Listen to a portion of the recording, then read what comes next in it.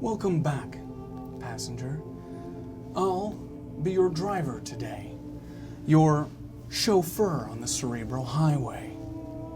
I'll be taking you on a trip through the world of KOllOK. But it's up to you, passengers, and those at home, to decide where we go, what we see, what roadside attractions pique your interest. As we learned last week, there are still destinations just off that beaten path, unknown to me, outside my peripheral, like an itch that I just can't quite scratch. I'm rambling, probably because I'm a little bit frightened.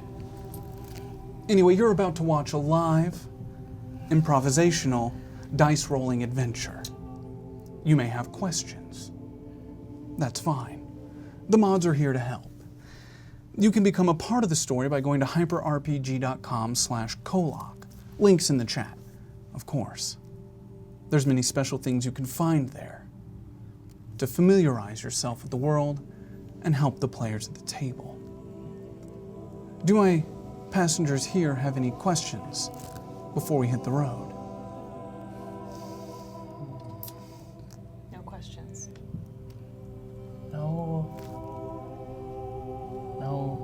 No questions. Confidently? You didn't seem very confident in that. Confidently, no questions? Just racking my brain to see if I... Roll the intro.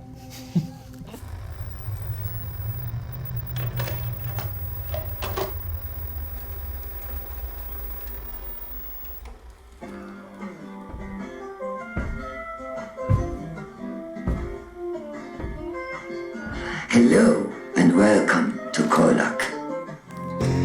Once a beautiful place. Now, nothing more than an idea. Like myself. A dream. My father and I built a utopia, suspended between the forces of chaos and order.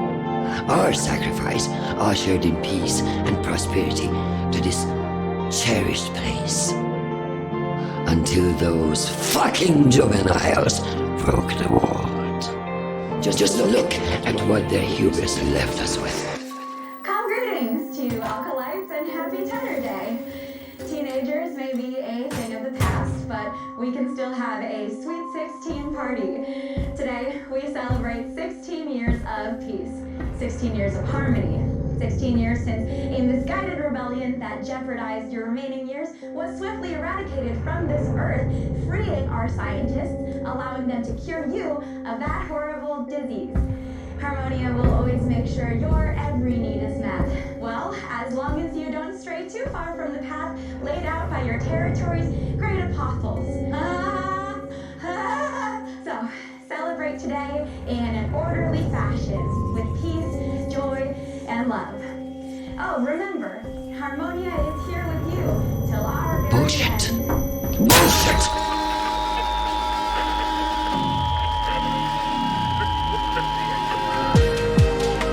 At one point, my world could have been mistaken for yours. Now, it's clenched in a fascist fist, slowly drained to its inevitable death.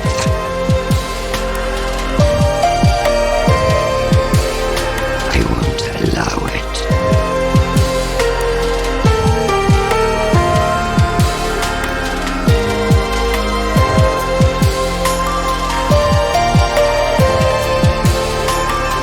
This is the story of how I saved America's broken heart.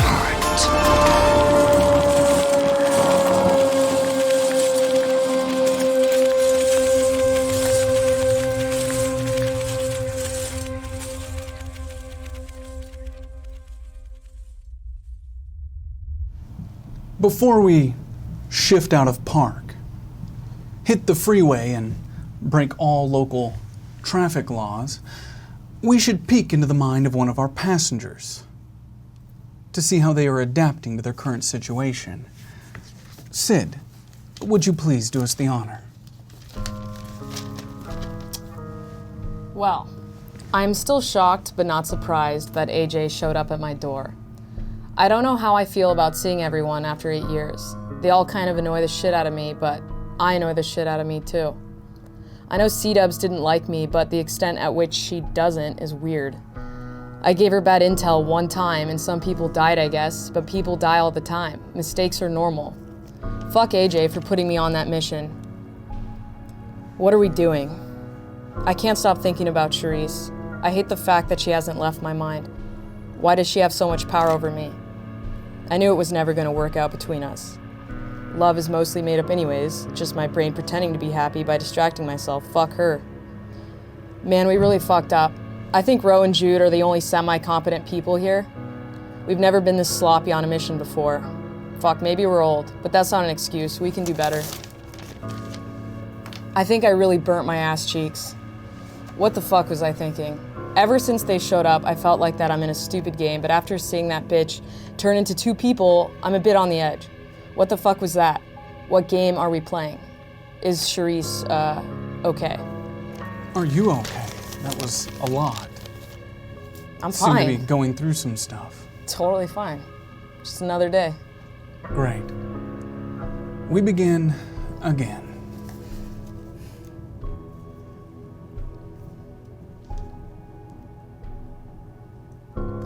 That was the key.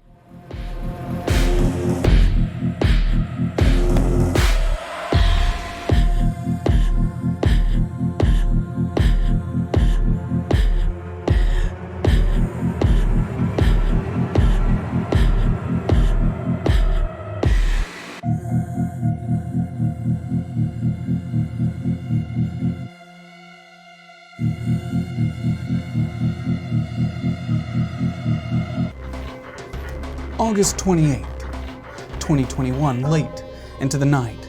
We find ourselves standing before 2 identical nude women who just seconds before emerged from a newly deceased form, identical to their own. They stand drenched in what appears to be some form of afterbirth, blood, bone, and guts. They assure you, Ascended, that they mean you no harm, but that's irrelevant. Let me make it clear.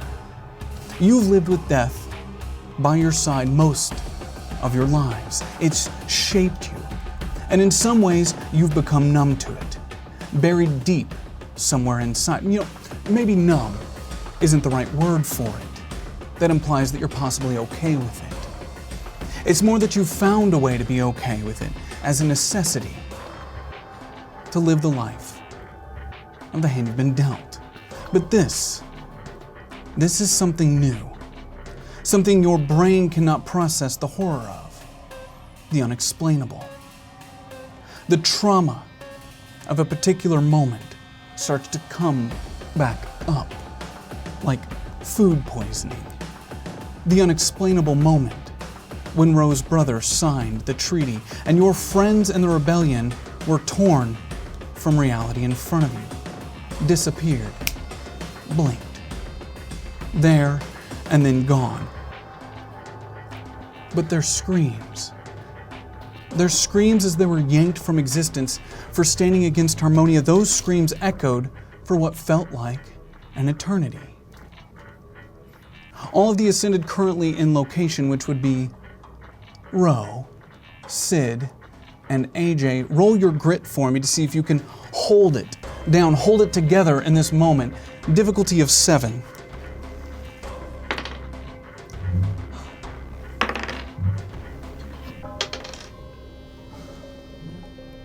I need the results. A 2. That's a 2. Sync. Do I have any tokens?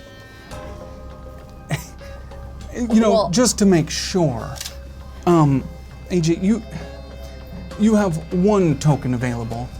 Now, granted, it's not a critical failure. You're not going to black out or anything like that. You're not going to die, but you did pretty terribly. And 8.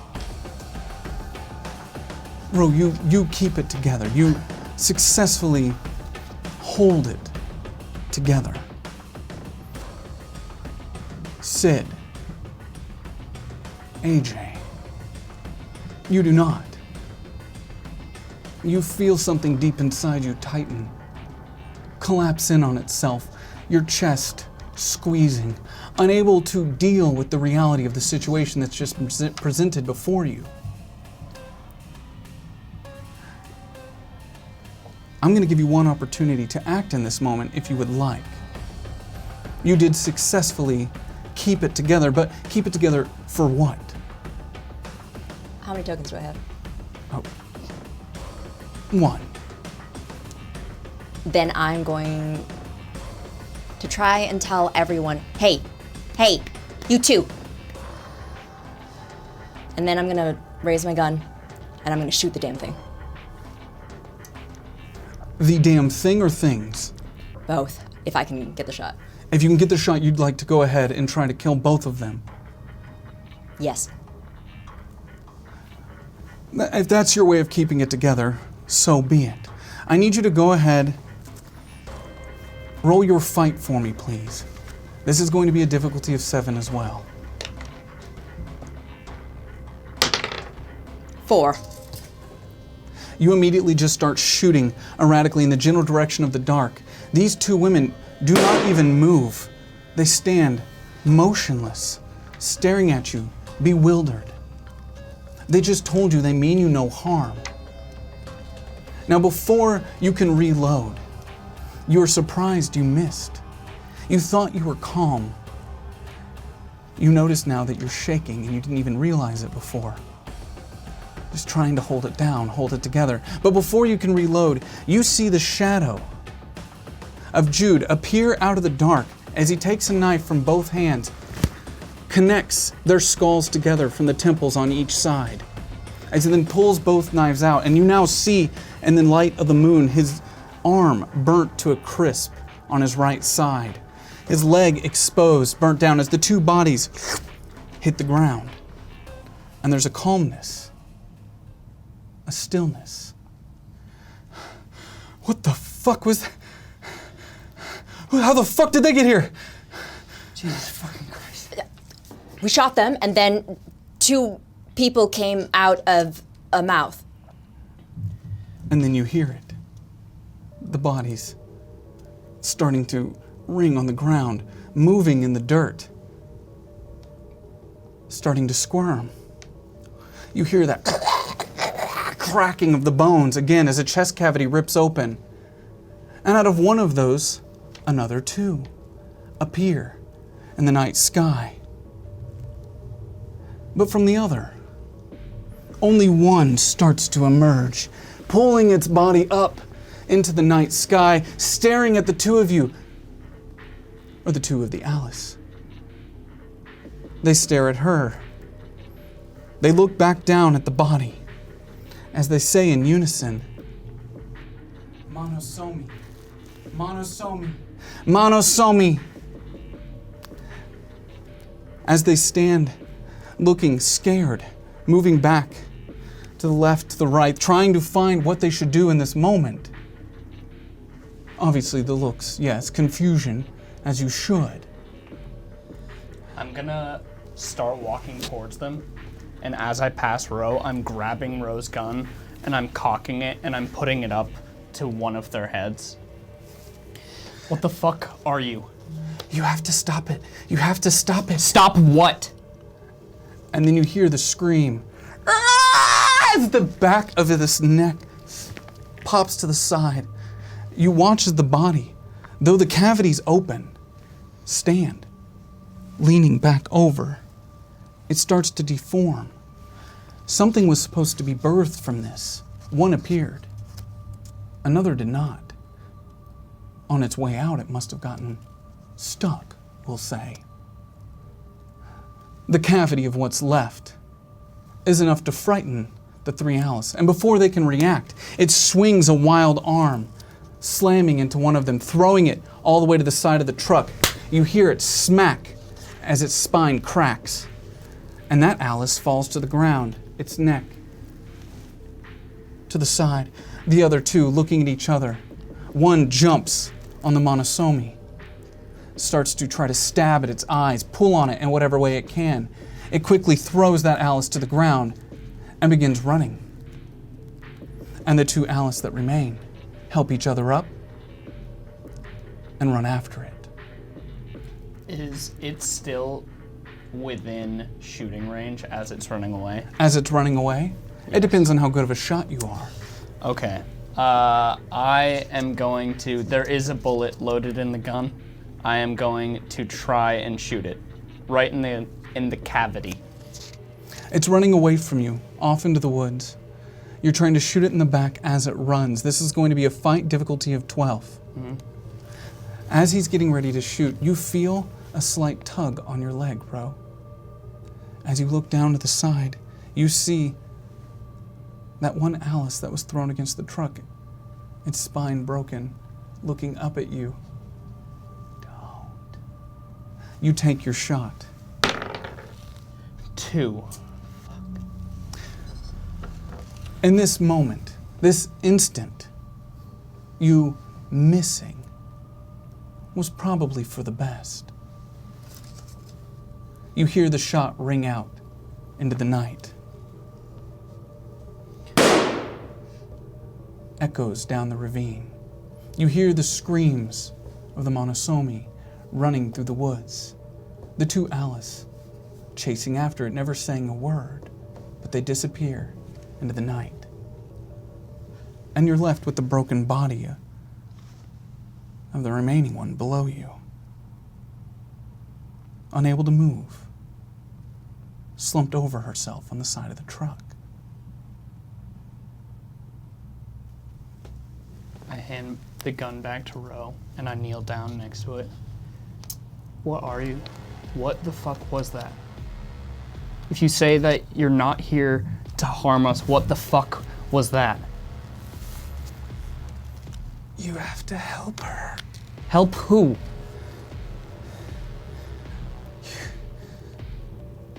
She kind of looks at you as if to say, straighten my neck. I take my hand and I just support her head. Help who? She can restore the balance. Is she here? Reclaim the tin. Bring chaos back to this world. Is she here? Can we help her now? Is she here? Yes. Let me die, but slowly. The splits are too fast. Too high of a chance for another one. I'll hold on as long as I can for you to get away. Her eyes already starting to gloss over. She doesn't look at you, AJ. She looks past you, through you. She can't even see you anymore. I'm gonna lay her head down and close her eyes. You can see that she's still breathing, but barely. Roll your brains for me, difficulty of 6. 4. Do I have any tokens? You only have 1 according to my notes. Okay. I'm going... You said difficulty of 6, right? I did. Okay, I'll keep it at a 4. You can assume, even on a failure, that her death could be bad, given the warning that she gave you, but you're too panicked and there's too many things going on for you to fully put together what exactly would happen.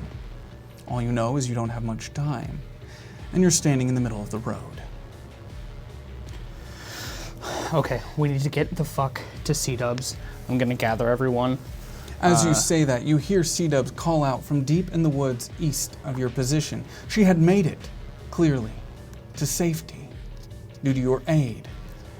She has been completely out of harm's way, but she could hear the commotion, the gunshots, and the wild scream. Let's get the fuck out of here. Yo! Let's just regroup. What the fuck was that scream? Get the fuck over here, the guards are coming! Sorry, I'm loud. We go to the inside of the research facility, where clarity, you begin to wake up.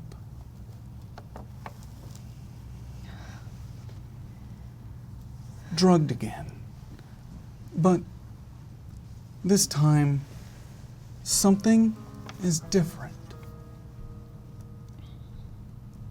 You can feel it.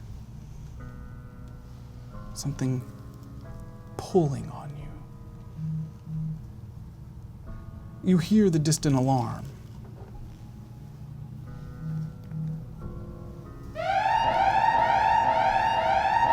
It's distant, not that present, but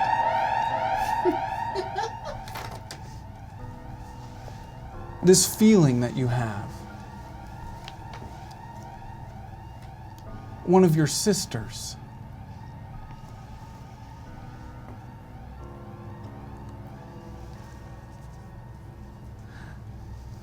Roll your cognition for me. Difficulty of 7. 2.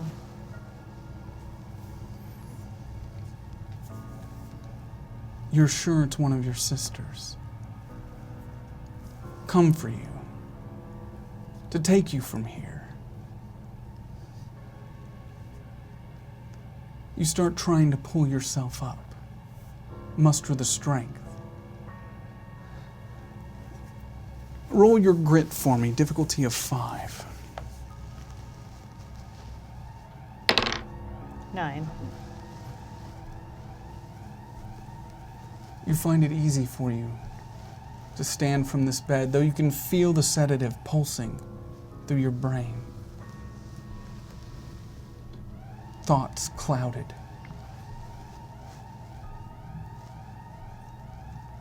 You kind of tug back on that feeling, follow it to its source, and just give it a little yank. We go back outside, just east of the road. Oh my fucking God. Guys, we need to get our fucking shit together. And in that moment, you feel a deep pain in your wrist. Fucking Christ. As you fall to the ground.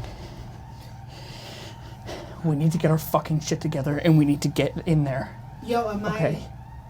So C-Dubs is here. Yes, they've then moved to we you, moved. to the east of your Yo. position. Hey. What's happening? What's going on? It's okay. I got it. Well, thank you. I got it. Jay, with me. Come on. Come here. We Babe. need to fucking get in there. I know. Babe, it's okay. I know, babe. It's okay. Jay, what is going on? We need to fucking get in there. I know that I have fucked this mission up right from the start. We are rusty as hell, and I am not being the leader that I should be.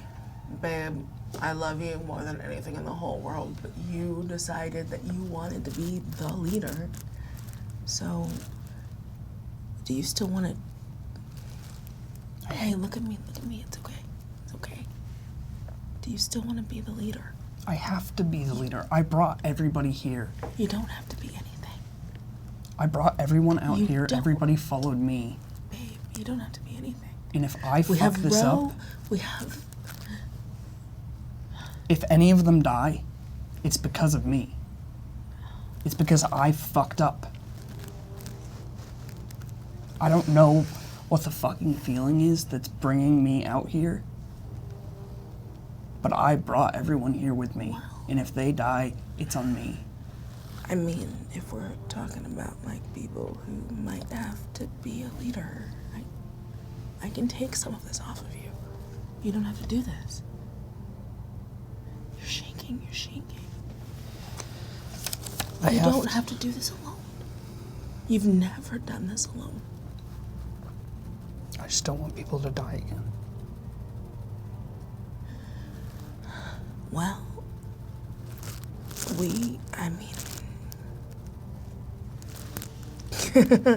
well, then we probably shouldn't have invited someone to come along on the field trip.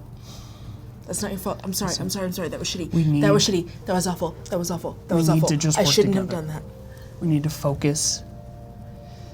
I need to get my shit together, You're shaking. and we gotta get in there. Okay? Okay. I just need you to trust me, I and I need trust you to trust it. and I believe in you. You know that. I trust you. I believe in you. I just But you're need you to not- work with me on this one, okay? It's gonna be fine. We just have to fucking work as a team I if we're gonna do it. always believe in you. You know that. Okay? I trust you. I believe in you.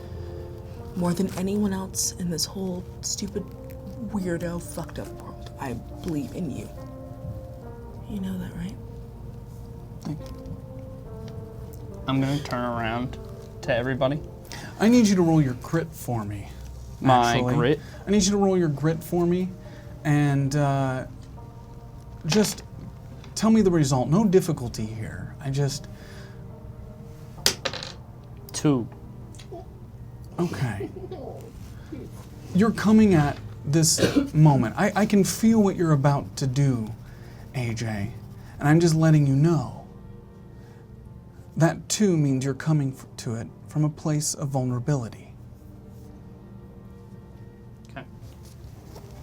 I turn around to everybody. Guys, I know that you all followed me out here because of this feeling that I had. And I know that I'm the leader. But if I'm honest, I don't know what the fuck I'm doing right now. We're all fucking rusty. But I'm just doing everything off of this feeling, okay? I know that we need to get in there. I know that we need to figure out what's behind those doors, but if I'm honest, I don't know what the fuck it is. I don't know where it's going to lead us, and I don't know if we're going to die. But I have to follow this feeling, okay? So, Ascended, buck the fuck up, because we have a leader, and he is here, and he is taking care of us, and we're all gonna make mistakes. But what we know for a fact is that AJ is here. Yeah, that's AJ's great. taking care of us. Does anyone have like some Tylenol or at least some gauze pads or something? You know, Literally like no one cares, Jude.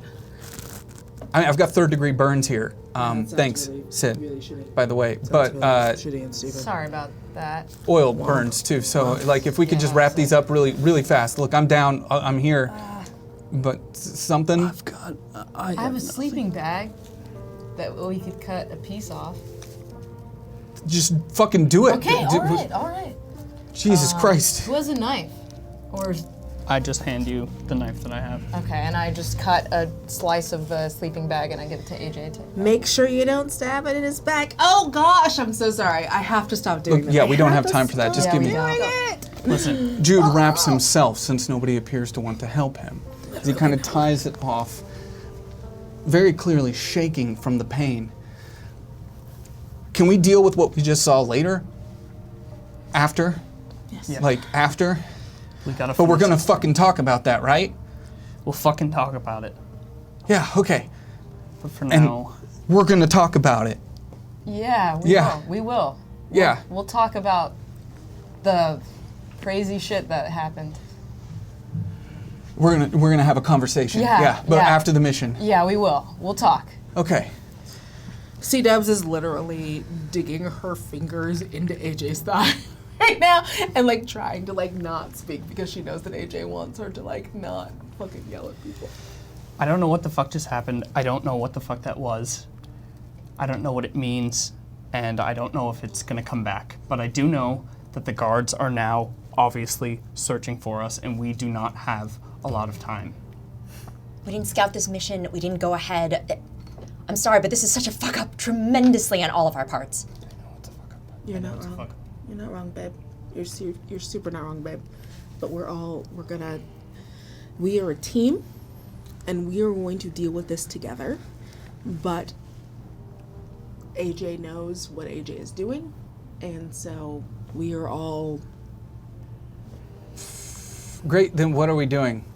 All right, we need to get inside, okay? So we're not gonna go at this just doing whatever the fuck, okay?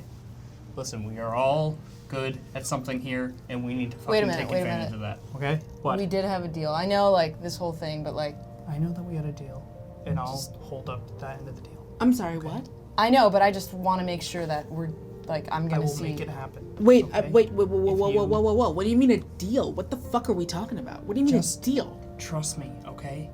You said that you trusted me, okay? It will be fine.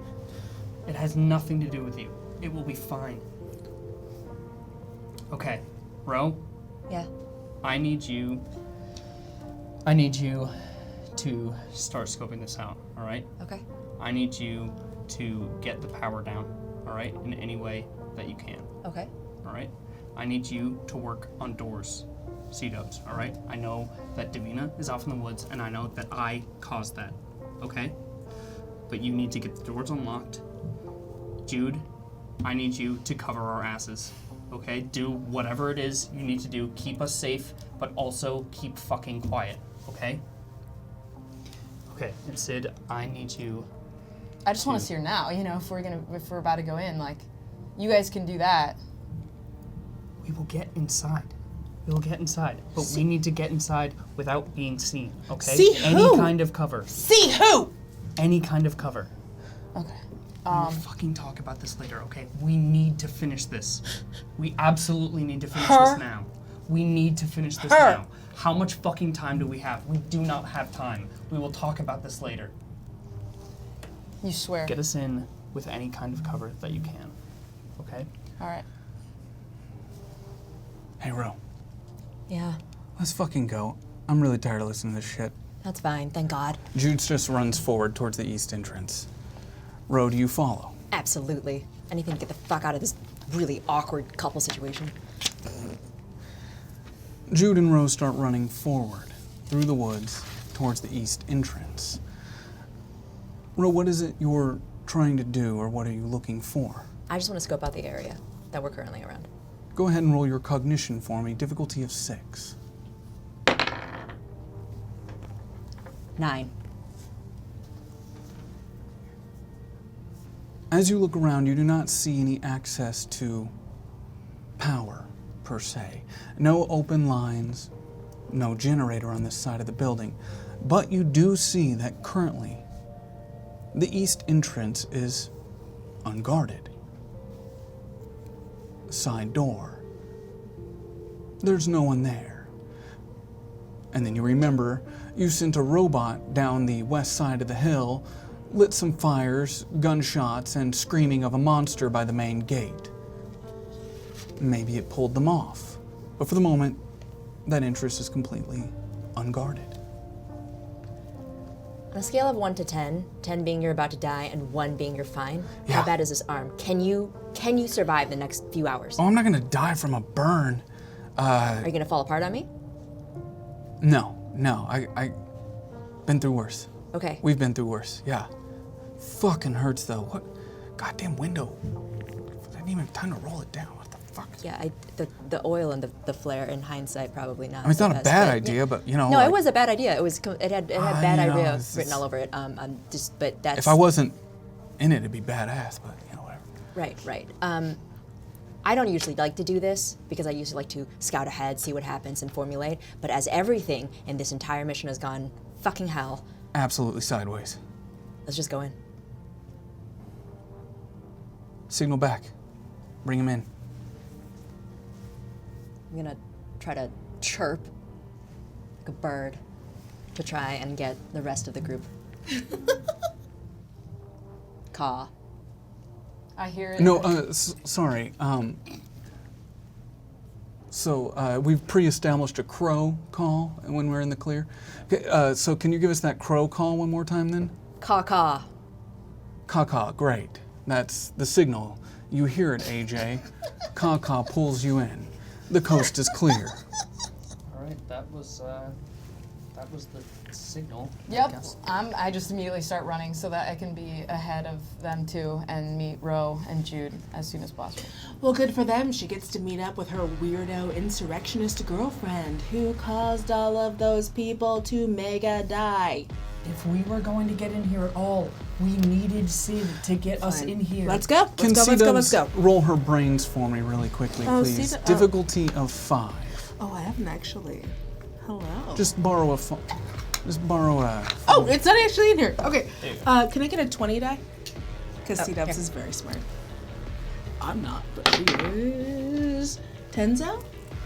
You would know that it wasn't necessarily Charisse that caused those people to die. That wasn't the intel. The intel was from Sid that caused all those people to die. Charisse was who the intel later. We'll get to it, but you would know that, and I want to make sure that we clear that up before we get inside. So you start making your way towards that front entrance, east entrance. As you make your way up to the side of the building, and you pause, formulate a line, putting Jude in the front, knife out. As he goes to reach in, grab the handle from the side. It opens. The door swings open. As he reaches back, preparing the knife, a very tall, slender guard keeps his head down, looking away from you to the right.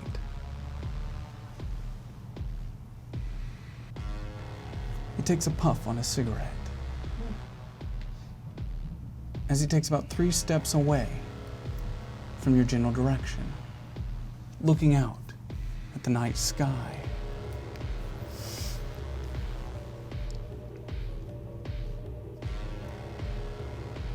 I'm just out here to smoke. This job's not worth dying for. And I'm probably safer with you all getting her out of here. You know what I mean? Huh? She ain't human. Huh? What's that? What's that? We keep her in the back of the facility, Charisse? sedated in a holding cell.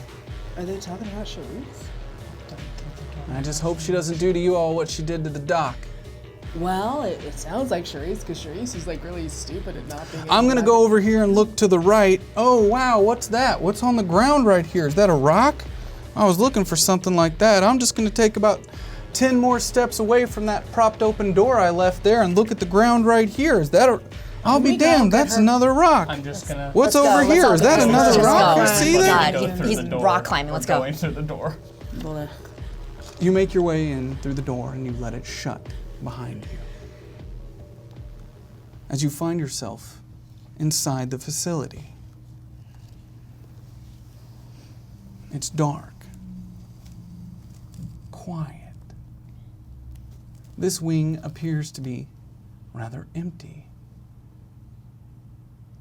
You can hear commotion back towards the main gate. A very distant alarm. The general sounds of footsteps moving down empty hallways. Okay. All right, it looks like we might be clear. Okay. What the fuck do we do now, AJ? We gotta go back to that facility where they're keeping her. I don't know who her is. Maybe it's what Alice was talking about. Ro, will you go up ahead, see if... Yeah, of course. You hear the sounds of footsteps running closer, moving towards you. As Jude kind of puts his arm out, leans back up against the wall. You hear the sounds of footsteps getting closer as they just move past your kind of hallway entry, not even looking to the left, consumed in whatever it is they have in their hands. Some sort of tablet-like device, a personal computer of some sort. Looking down, walking, talking, unaware that if they had just looked up, right to their left, they would have found you. You hear one of the scientists as they walk past. They found a piece of synchronity tech outside the convoy. They must have followed the girl all the way here from KOllOK. If Bennett and company find out what we are doing here, we are totally fucked. As they just move on, further down the hall.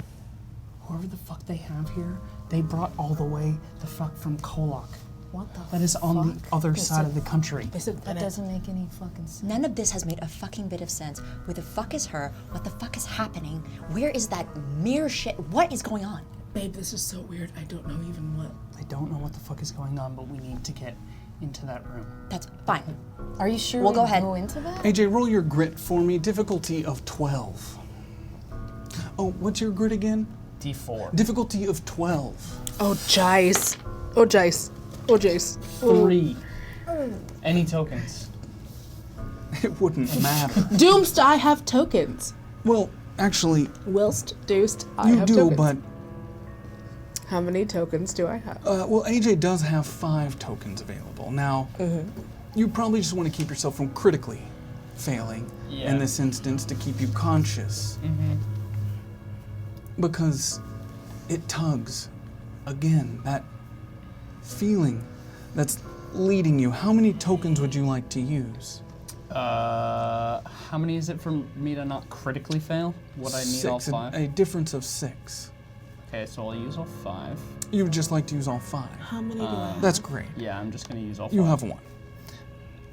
Gosh darn it. You remain conscious, but you fall to one knee as you feel an almost electric pain shoot up your arm from your bracelet. I need to get to the room, okay? But as you're trying to say this, it's as if something takes over your body. AJ, something takes over your form. You still failed that grit. You're unable to compose yourself as your arm kind of lifts up from the side and points out of your control. That way. We need to fucking go that way, okay? Okay. We need to get behind whatever door they're keeping her in. I need you to unlock the door, okay? Okay. Ro and C-Dubs, I don't go have- find the door. Sid and I will stay here, all right?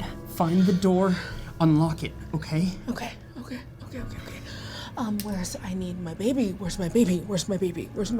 You don't need Davina. You can fucking do this, okay? Just go. Okay, I'm going. I believe in you. I believe you. And then What the fuck do you want me to do? no one cares about you, Listen, Jude. can you just make sure that whatever is happening, make sure they just stay alive, Well, I okay? need to find Charisse, so maybe. I'm coming with you. Stay- We're gonna do it, okay? Okay. No, hey, Just so hey, I- he said that he would stay with you. You will be with him, and you will stay here, and you will protect him. Do I have your And then permission we- to go with Ro? All right. He gave orders. He is the fucking Change general. of plan, all right? No, I made there is a no deal. change of plan. Wait. He is the general. Sorry. Change of plans. What deal exactly did you make here? I don't She need to know needs to why, get- I just need to know what. She needs to get into that med bay with Charisse, okay? The one that you scouted, we saw Charisse in the med bay. Do you remember where that was? Yes. Okay. You Okay. take Sid to see Charisse, okay? Okay. Thank you. Jude, you go with C-Dubs, and you find the door and you unlock it, and then come back, okay? Who takes care of Find what fucking door are you talking about? The door that the guard was talking about where they're keeping her, whoever the fuck she is. All right, we gotta go. You got the magical fucking bracelet, dude. Wouldn't you come with us? Because you can literally fucking point at it.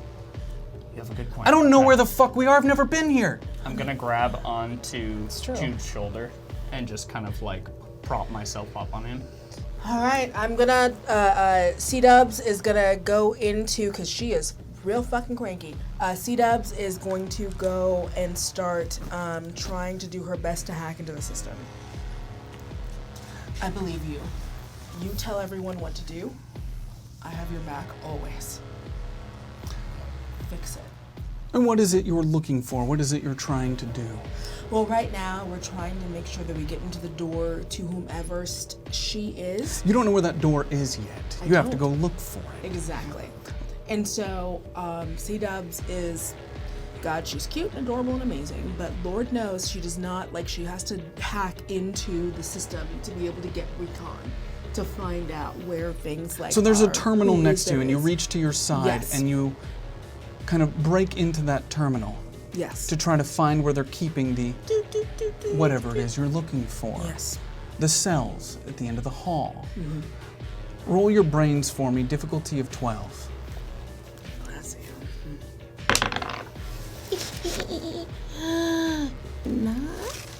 What's that? 9.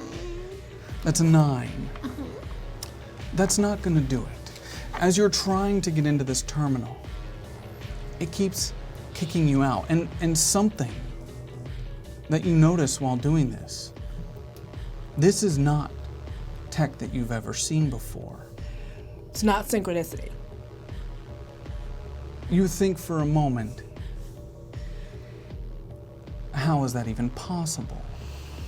Synchronity was the most advanced tech on the planet. Exactly. And this is definitely not that. All right, looks like we're just following the fucking magic bracelet. All right. I just take Jude's shoulder again and just start walking forward.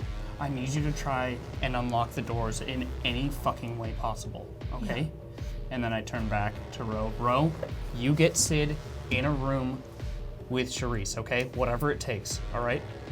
Yeah. We owe that to her for getting Sin. You promised her, so of course. Thank you. Thank you. All right. Ro and Sid head west. They start making their way through this empty facility. I need each of you to roll your cognition for me. Jeez. Difficulty of 5, not too difficult, just to keep your heads on. 9. Just the two of them. Just the two. 4. Ro, as you start moving down this hall, you were the one that scouted from a distance. But the unique set of skills that you have, you've kind of made a map from the outside of the building. You can only assume, based on the location you were, exactly where to head to find that medical bay where you saw that woman that AJ and C-Dub seemed so surprised to see when you were scouting. As you make your way down this hall, you spot the security cameras. You spot and you recognize that they've been watching you since you came in, aware of your position. But no one's come running. Much to your surprise, no guards to be found. But you do hear a voice coming down the hall. Maybe it's another group of scientists. Maybe it's guards. You didn't succeed enough to know, but you know that much. There's a door to your left and the continuation of the hall in front of you. Sid, I know where we have to go, but there's someone coming right now. We just have to duck into this room real quick. Okay. As you duck inside the room and you remain quiet, just kind of waiting by the door, you hear the sounds of the steps. Closer. You can tell, must be a guard, rhythmic, with purpose. And then they pass. And as they pass, you feel a sense of relief wash over you. Sid, as you kind of look around this room, you see there's some white lab coats hanging just off to the side, and boxes. Boxes upon boxes of just labeled information. Hard to say unless you look. Do you know what CXG is? I've never heard of this.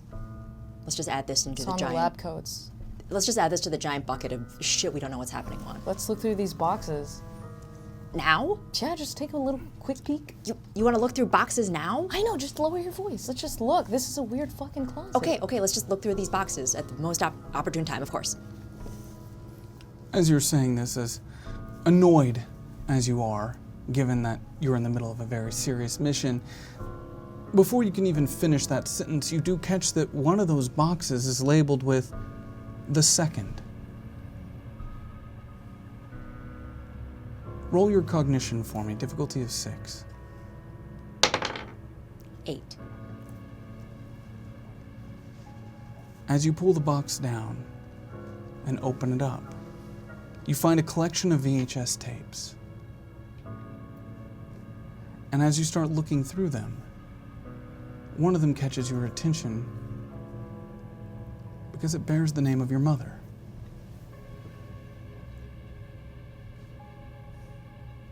You notice out of the corner of your good eye, Sid, that she's kind of paused in the corner of the room. Ro? Yeah, sorry. This... What is it? It's a tape of my mom.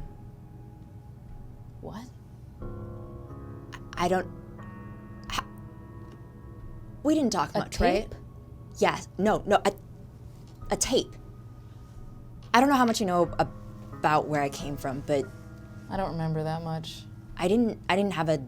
Oh my God, we don't have time for this. I didn't have a normal childhood. I barely knew who she was. This isn't stealing. Technically, this is my mom's. No, so this is pretty much your property. right. This is my inheritance. So I'm just we don't have time for this. I'm just gonna put this in my bag, and we can. Do you want to take any other tapes with you while you're gone? No, just don't tell anybody that you had it. No, of course not, because it's not stealing. So no one needs to know. It's not. Yeah. Okay. Aren't you glad we checked the room? Shut up. Let's go. There's treasure everywhere. Oh my fucking God. Do you put on the lab coats? No. Yeah, that was a smart call. I'm kidding. You walk out the door, where you could have easily been disguised in this facility. Now you're just still you, and you start making your way further west. Clarity.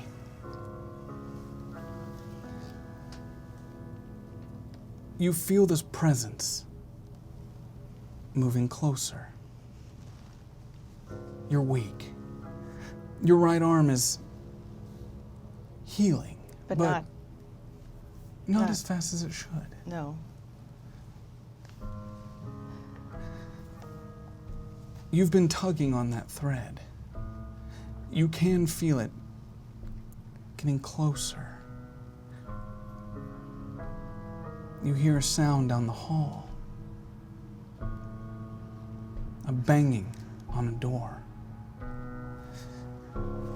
Just outside, Jude is slamming his shoulder into this door that AJ's on the ground just kind of pointing right at it with his arm, barely able to lift it as it shakes and trembles in pain. I'm fucking trying, man, but fucking, my right arm's fucking dead, and C-Dub can't hack the fucking thing, and you're worthless. Can't move around. You have a knife, come on, help me out. Do something. It's not budging.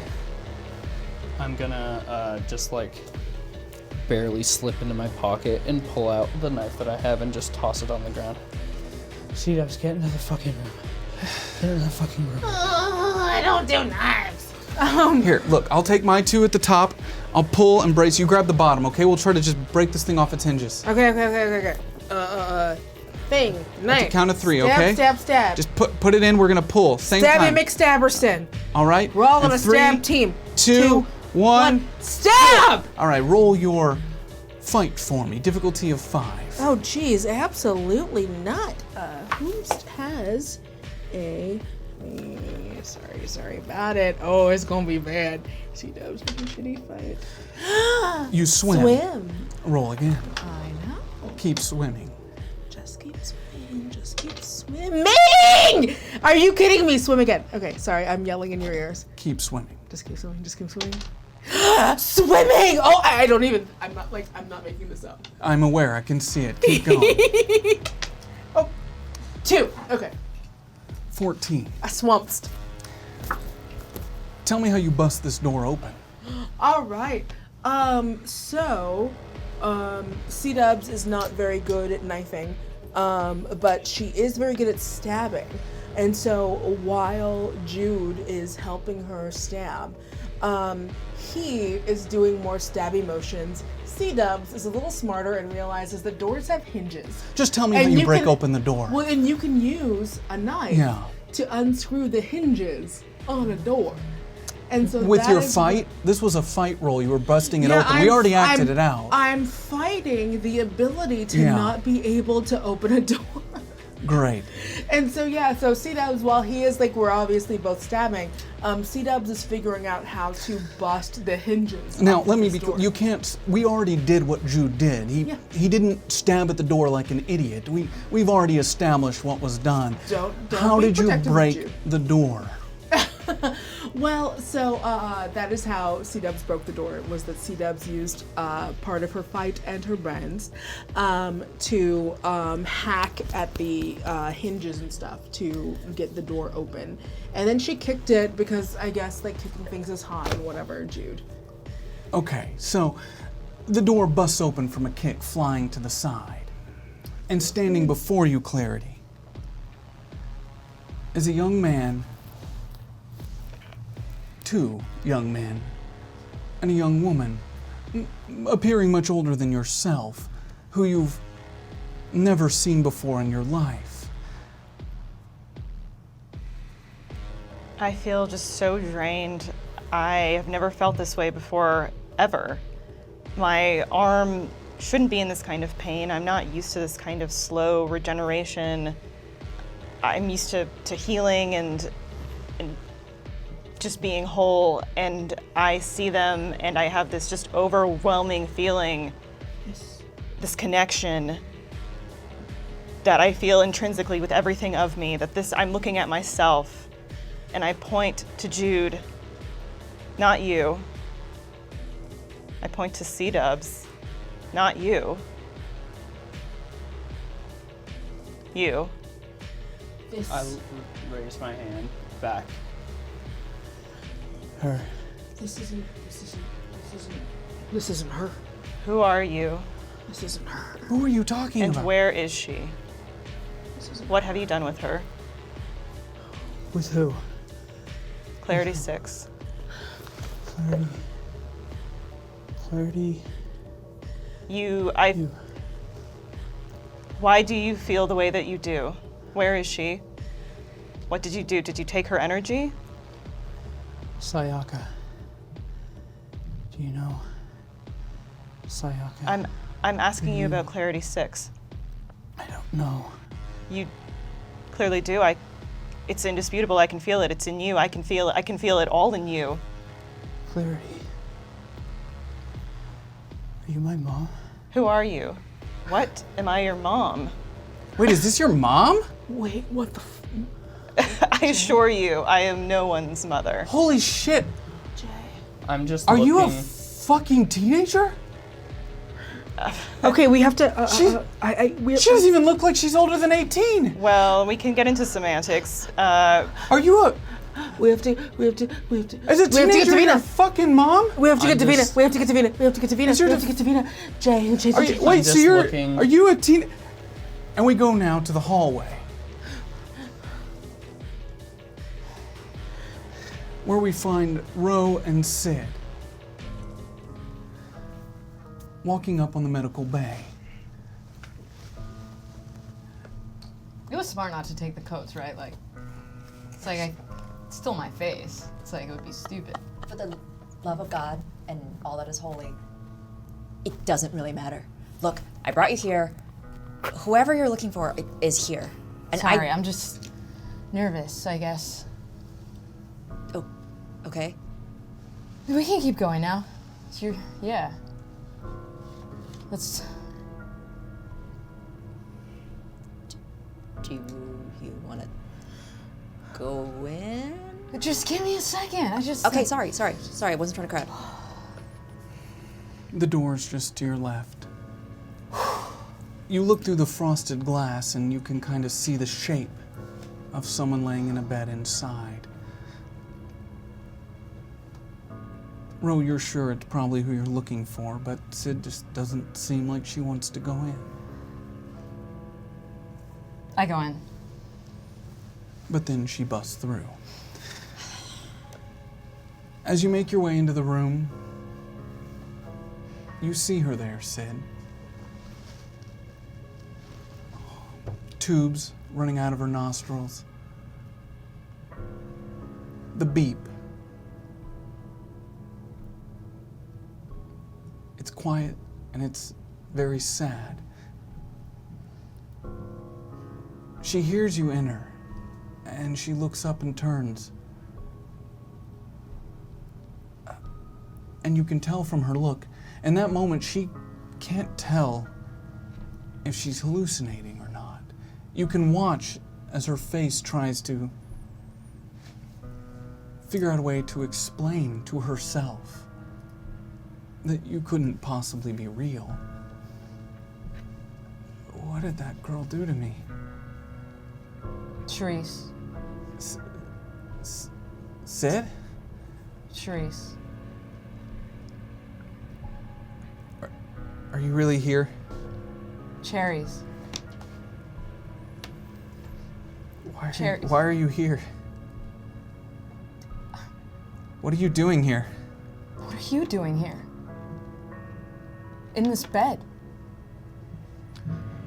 She lifts her stub of a right arm. Got into a scrap. I'll be fine. I mean, that's a lie. I don't know. I don't know.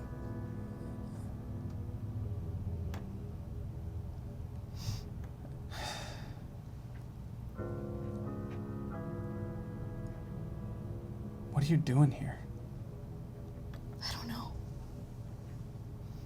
Why did you do this to me? My eye. Can you fucking explain that? What was the logic? You know why. I didn't... I couldn't. You couldn't what? I could not hurt you the way they wanted me to. What do you mean? You made it 1,000 times worse.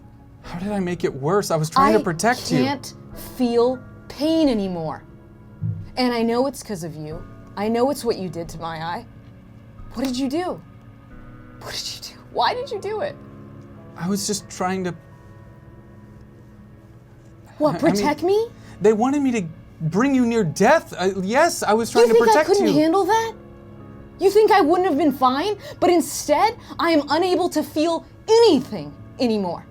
I don't feel joy or happiness. I don't mind feeling something, even if it's on the other spectrum of things. But now I feel nothing.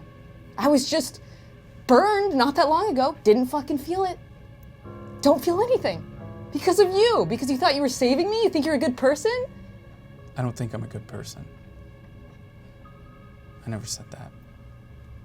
Did you think that I was... I didn't think that far ahead, okay? In the moment, I was told to hurt you to prove my loyalty, and I couldn't do it. I couldn't bear to do it. I was trying to protect you. I knew they'd eventually come for you. I knew they would eventually get you out. So I didn't want you to have to go through with it. So you took away something from me that I will never have back. I Did you even know that would believe... happen. I didn't know that would happen, Sid. Did you even... Or let me guess, you did that out of love or care. Did you love me? What was it? Did you think it was all just me being a spy? It was all just me doing a mission? Like, did you think that's what it was? Did you think I was just playing a fucking game? I hoped it wasn't. But how the fuck would I know? Sid, you lied about everything. Everything. I know. But you should have known by how I was with you. I'm not like that with anybody, ever. I wasn't with anybody like that. How would I know that, Sid? I don't know who you've been with. I've sure heard stories since you left. Okay, but it wasn't...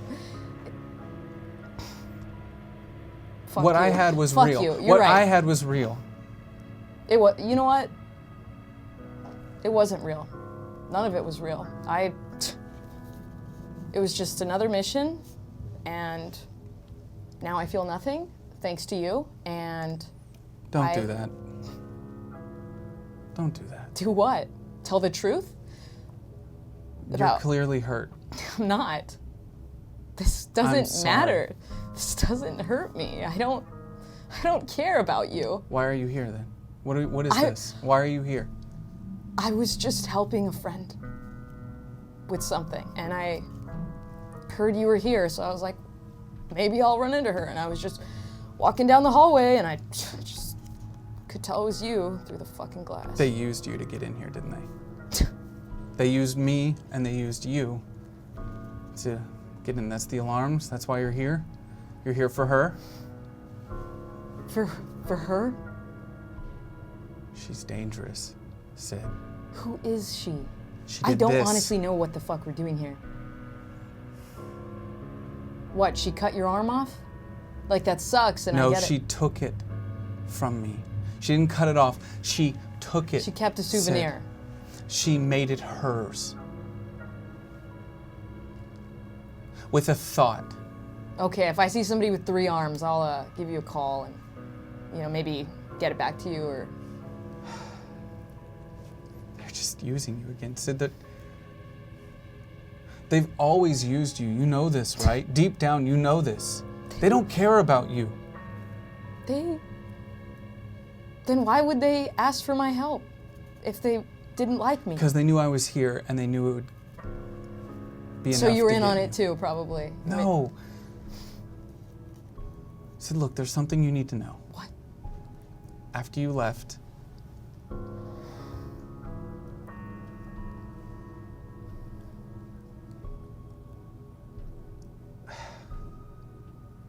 the tip that gave you up, it came directly from Ascended leadership. I don't know who, but someone in Ascended leadership traded you.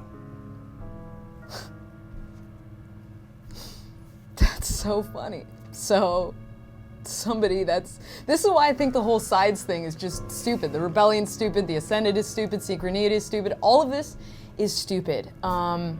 Because everybody's a fucking liar. And if that didn't happen, maybe you wouldn't have done this to me, and maybe we would be in my cabin together, but that's just great.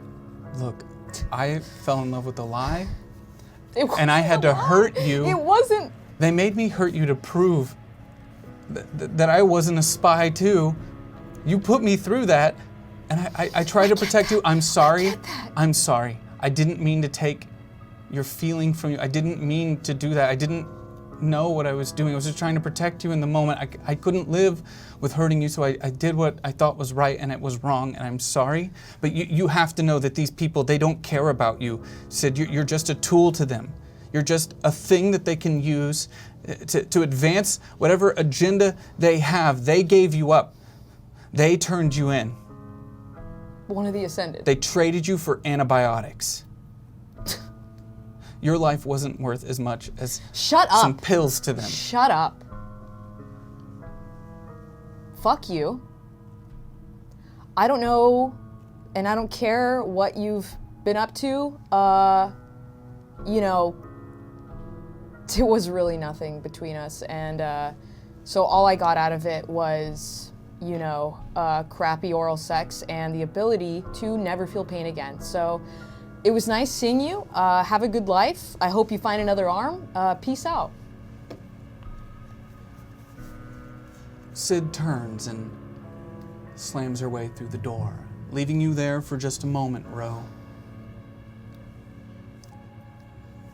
Charisse looks up at you.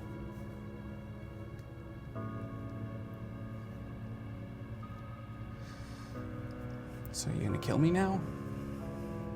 Is that what you do? No, let's just... Oh, you left the room. That's not my mission. I came here, apparently, to give you guys closure. Whatever, it's not my deal. Do you know who it was? Do you know if it was a man or a woman? Do you know any details at all? Was it someone older? Was it part of the Ascended? We know it was Ascended leadership. It came directly from Ascended leadership. That's all you know? All I could find out. I just wanted to protect her. And a part of me still does, so you have to know who you're here for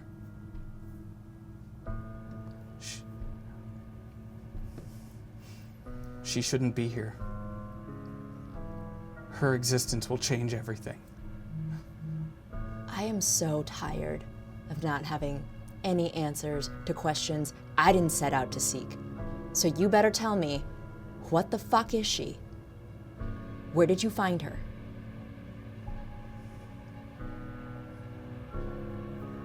I'm gonna need you to roll your charm for me. Difficulty of 5. You do have the advantage in this situation. Swim. Keep swimming. 3. Now, I said difficulty of 5, and that's 9. Row. You're only 2 tokens away from a critical success. You have 3 tokens available. Given that we are new to this, I'm going to do you a solid and recommend that a critical in this instance, given the proximity this individual has to information, and that you were the only person that can get it in this moment, might be worth using the critical success. Absolutely. You use 2 tokens. We've been waiting for it for years.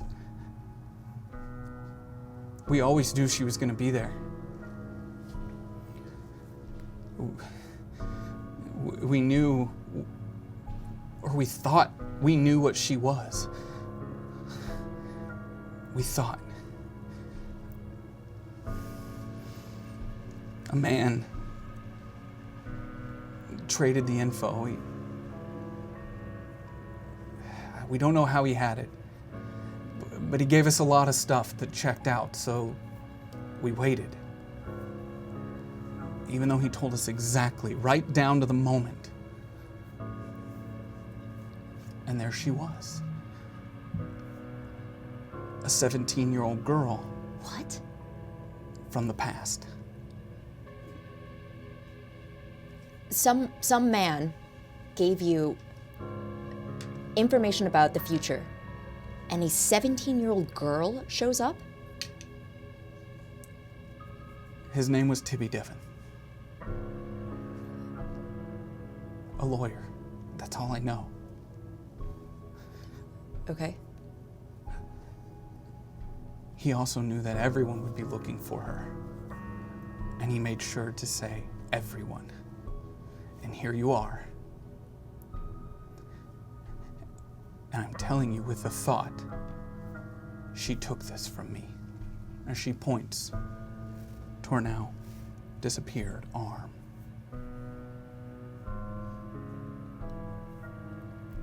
You know, 5 hours ago, I would not have believed a word that came out of your mouth.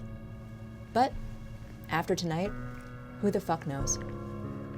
I don't know who the fuck you are. I wish you the best of luck. And I'm gonna leave. As you walk out of the room, you see that Sid is just pressed up against the hallway wall, just staring down at the ground. You good? Yeah. Great. You ready? Yeah. Let's get the fuck out of here. It appears that Sid and Ro got what they need, so we find ourselves on the other side of the facility. As Jude, AJ, C-Dubs all carry the drugged body of this, what appears to be 17-year-old woman. We're gonna get you out of here. Seriously, this is like a fucking teenager I'm holding. This is the Look, we can I forgot ruminate even on what- my youthful appearance or your delusions that I am your mother, or you can get me out of here. I need my dog. We need to get out of here right now. We need to get her out of we here. We can't leave until we have Davina. We can. Excuse me, you. What did you say? I said we can't leave until we have Davina, noob. Davina the AI? How do you know about I'm that? sorry, who are you? Let me guess, is she's human now? She's a robot? Whatever she is, she's waterlogged, I'm sure. She's Davina's Is this my robot dog. This is Davina everyone my in your robot group? dog. What is she? Who is she? How do you know about Davina? How do you... Are you talking about the little robot dog? Is that what she is now? What was she before? Well, the last time I saw Davina, she was at the bottom of a crater lake. Where did you say that dog came from? Where'd you say that? I didn't, because it's not your business. That's what I said. I'm not surprised she's a robot dog. Davina can take on many iterations, so... But, again, we shouldn't be stopping here and talking about this. We should be moving. We need to leave. We need to leave right now. What? We can talk about this later. We gotta get you out of here. You get a ping from your sidekick. As you open it up, you see that in the forum, someone's relayed a message to you. They're holding Davina on the west wing of the building. They're gonna dissect her. What? Tear her apart. They know it's Synchronity Tech. She's not Synchronity Tech. She's my tech. She's my tech. She's my tech. Jerry, you deal with your whole mom situation. I gotta go. Again, not his mother. Just like to clarify that. You're gonna fucking. We can get her. We can just get out of here, regroup, figure out this whole shit, No. and then come back. We gotta get out of here. It's Davina. I gotta go. I thought that we were fucking in this together. We can come back Then together. come with me. We have to leave. They're looking for her. She's the whole reason. They that we have came her. here. They have Davina. They have the forum. They have all of our information. Do you understand what them having Davina means? They have the forum. They have all of our information. They know who all of the Ascended are. Like, do you not understand? It's not because I think that a robot dog is cute, which obviously she is, but it's, do you understand? I understand. What them having Davina means? Hey! They got the girl. They're in the East Hall. Hey! Shit. Stop right there! As he goes to reach for his pistol. As he goes to reach, you see behind him, running down the hallway, Ro and Sid. I'm gonna have both Ro and Sid roll their flight for me, please. Difficulty of 8. This is to see whether or not you will alert the individual you are currently behind as you move down this hall towards them. 2. Both of you said 2? Yeah. We both got 2. Do I have any tokens? C-Dubs, you have 2 tokens available. Yeah, I do would like to split my token. Nope, it doesn't help. Nope, I'll save them. You might want to save them. Yeah, I'm gonna save them. How many tokens do I have? Ro, small. you have 2. Do I have any? Sid, you have 2. Let me make sure, just to be fair. Yeah, that is correct. That is 2. As he quickly turns, hearing you behind him, he pulls his gun out and points it. And I'm gonna need backup fast. They've got me surrounded. Drop to the ground. Drop. Everybody, drop to the ground now. Fuck as it. he's waving wildly in front and behind of him, erratically. So he's waving at all of us. He's quickly moving between Including the 2. me. Yes. Waving the gun at all of you. Yes. C-Dubs gets down to the ground, looks at him. Stay down. I'll give you an opportunity now to leave. To put your gun down and to leave. Don't you even think about it. Don't you? Take my hand. And brace yourself, because this is going to hurt. Jay, what's happening? Why is it you're taking his hand? Well, I need to harness his energy because we're going to use my power to turn this whole place inside out.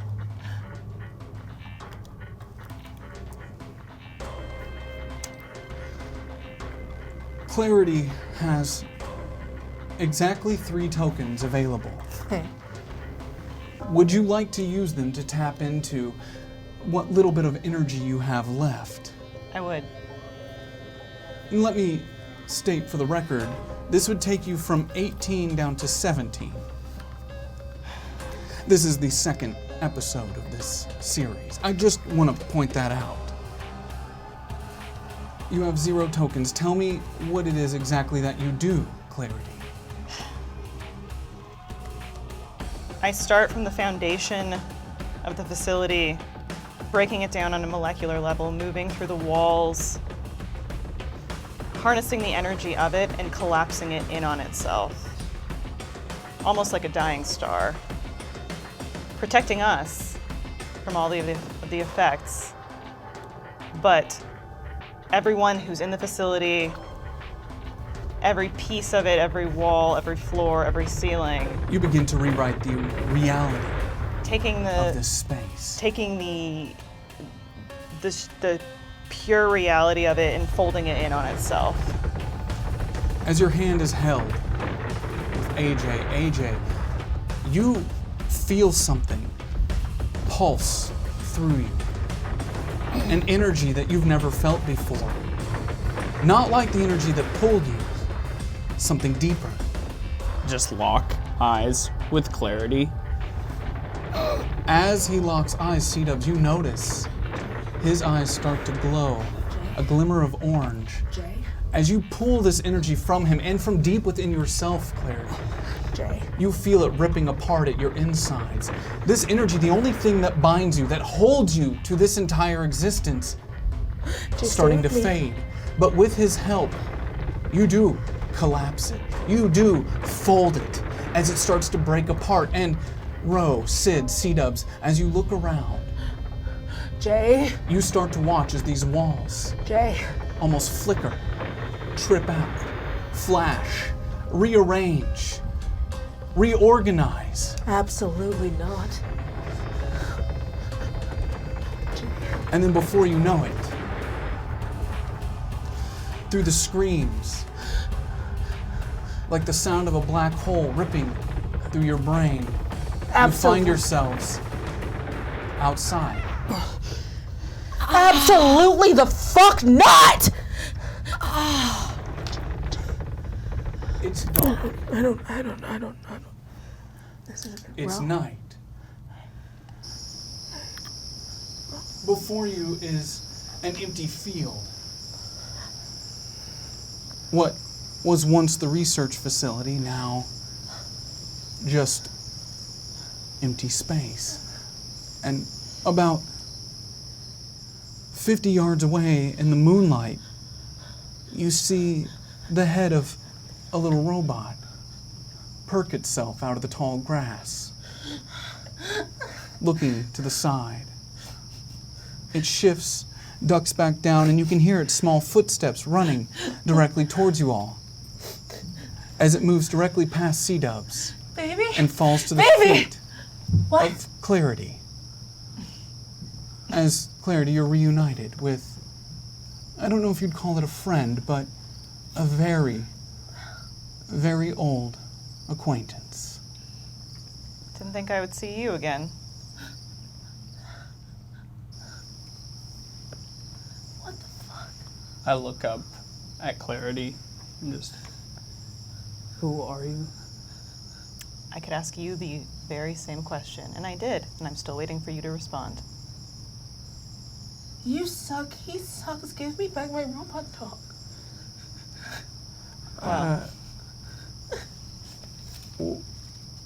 Where are, like, did you just do that? I think technically we did that. But yes, I did.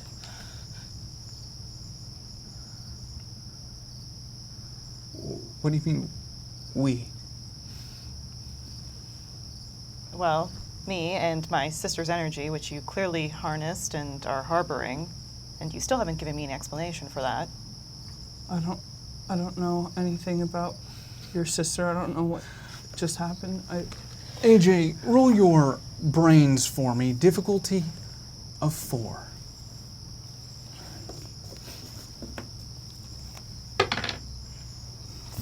Two. Do I have tokens? You have 2 tokens I will available. use 2 tokens. That will be just enough. Just enough to give you a little. These memories start to flash in your mind. These distant memories that you always assumed were just stories from a very unstable woman. The woman who kidnapped you and took you from what you assumed was your birth parents. She always told you that they were not, that you were living a lie, that you were special. You were not actually an ascended member, that you were much older. You always sold this as pure bullshit. Again, she was unstable. Always was, right up until her end.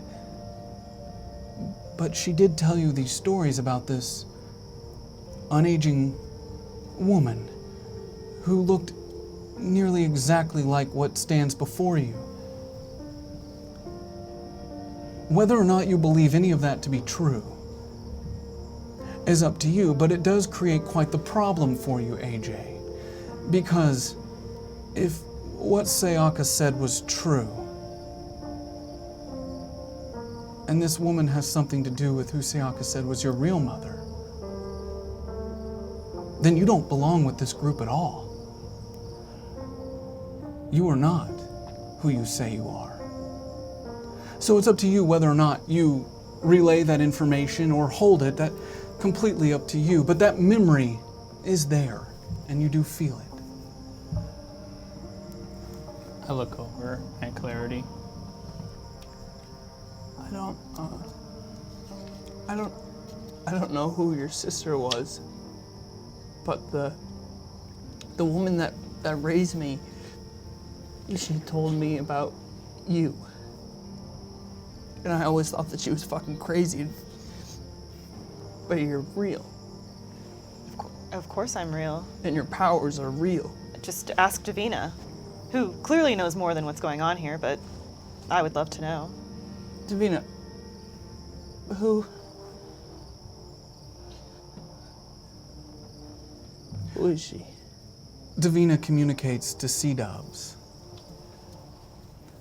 That's Clarity. That's Clarity. I've been waiting for her. I hoped this day would come. She says she's been waiting for her and she hopes this day will come. Davina, how long ago did you last see Clarity? Which one? Which one? She says. This one? This one. I haven't seen this one since the ship. She says she hasn't seen this one since the ship. That's right. We haven't seen each other since the ship. What's and you've the changed ship? a lot, Davina. The dog kind of bows. Absolutely the fuck not. Clarity, I just want some kind of answers. What were they doing back there to you? Why did they bring you all the way from KOllOK? All the way here? Who are they? Davina kind of walks over to C-Dubs and kind of tugs on your pant leg. I need you to tell her that her sisters are dead, and she's the last one left. You need me to tell her that? Yes. Oh my god. Hi, hey. Hi, Jay's mom. Well, So you're, don't like that nickname, but well, that's your name now. I'm really sorry to be the one that has to tell you this. Your sisters are dead. I know, I'm sorry. I'm so sorry. Davina walks over to your side and, with her little robot dog body, kind of rubs herself against your leg. I'm so sorry. I'm so sorry. Hey, I also don't have... My family's also weird. So I get it. I knew something wasn't right. I knew something wasn't right.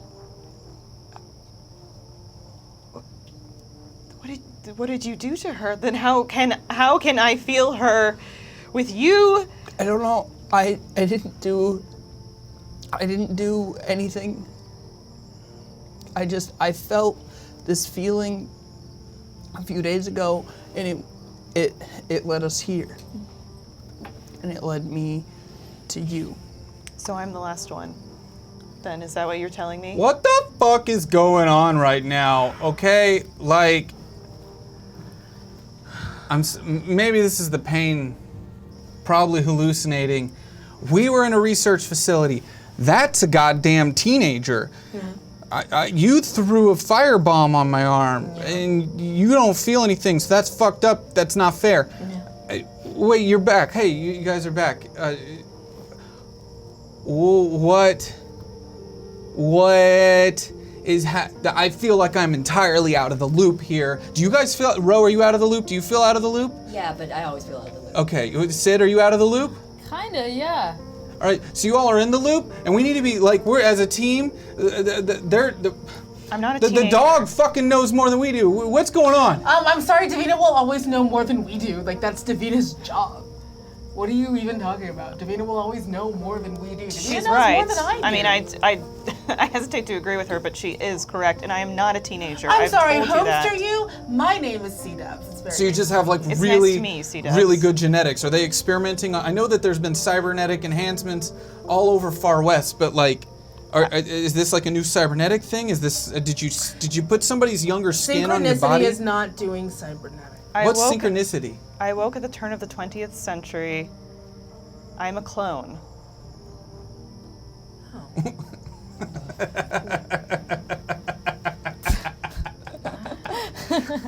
Why is that Fuck funny? you. We just saved your ass out of a fucking, from the, and Jude passes out. You're a clone? Oh. He lays unconscious on the ground before you. We have to get to synchronicity. We gotta put his head up. I don't know how to ask this. Are you from the past? Technically speaking, yes. I'm also from KOllOK, and I need you to take me there now. Is that a metaphor for something? No one. That's a place. It's Like you're from...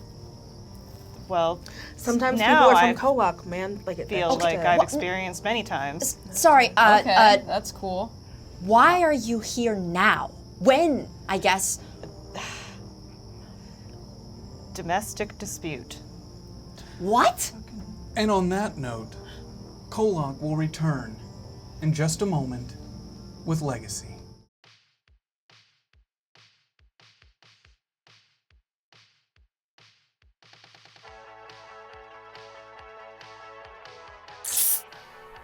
Welcome back, everybody. This is DJ Dustman, and you're watching the latest, possibly last show.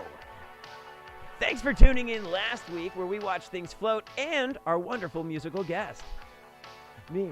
Today we have something special for you. We have two individuals that fought in the rebellion against Harmonia. Wow, nicely done, man.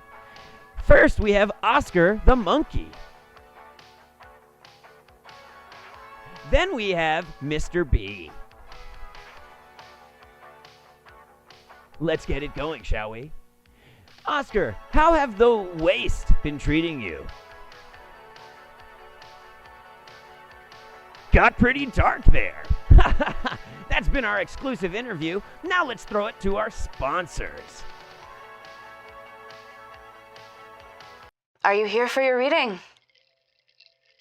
Let's find out the next chapter of the story. The Empress. Clarity. A creative card. The Divine Feminine, some call it. Perhaps it's important to note that anything you manifest will take on a life of its own, perhaps faster than you anticipated or even intended. But now, everything comes at a cost. You must vote on the next suit. See which part of the story this card can influence. The gods, Harmonia, the Ascended, Legacy. What will it be?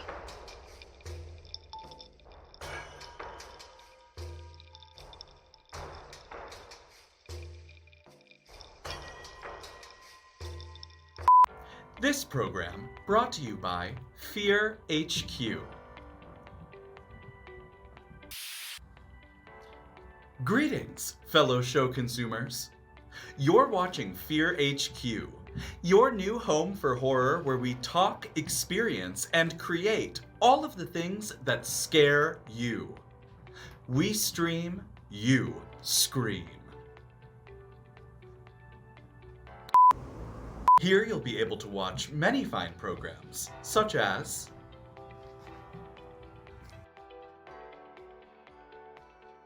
Wolf's Call is an in-depth celebration of all of your favorite genre movies and TV shows. So join us. We're gonna break down clips, we'll analyze them, talk about their impact. You might even learn a thing or two. And if you're lucky, catch a Dan Stevens thirst trap, if you know what I mean.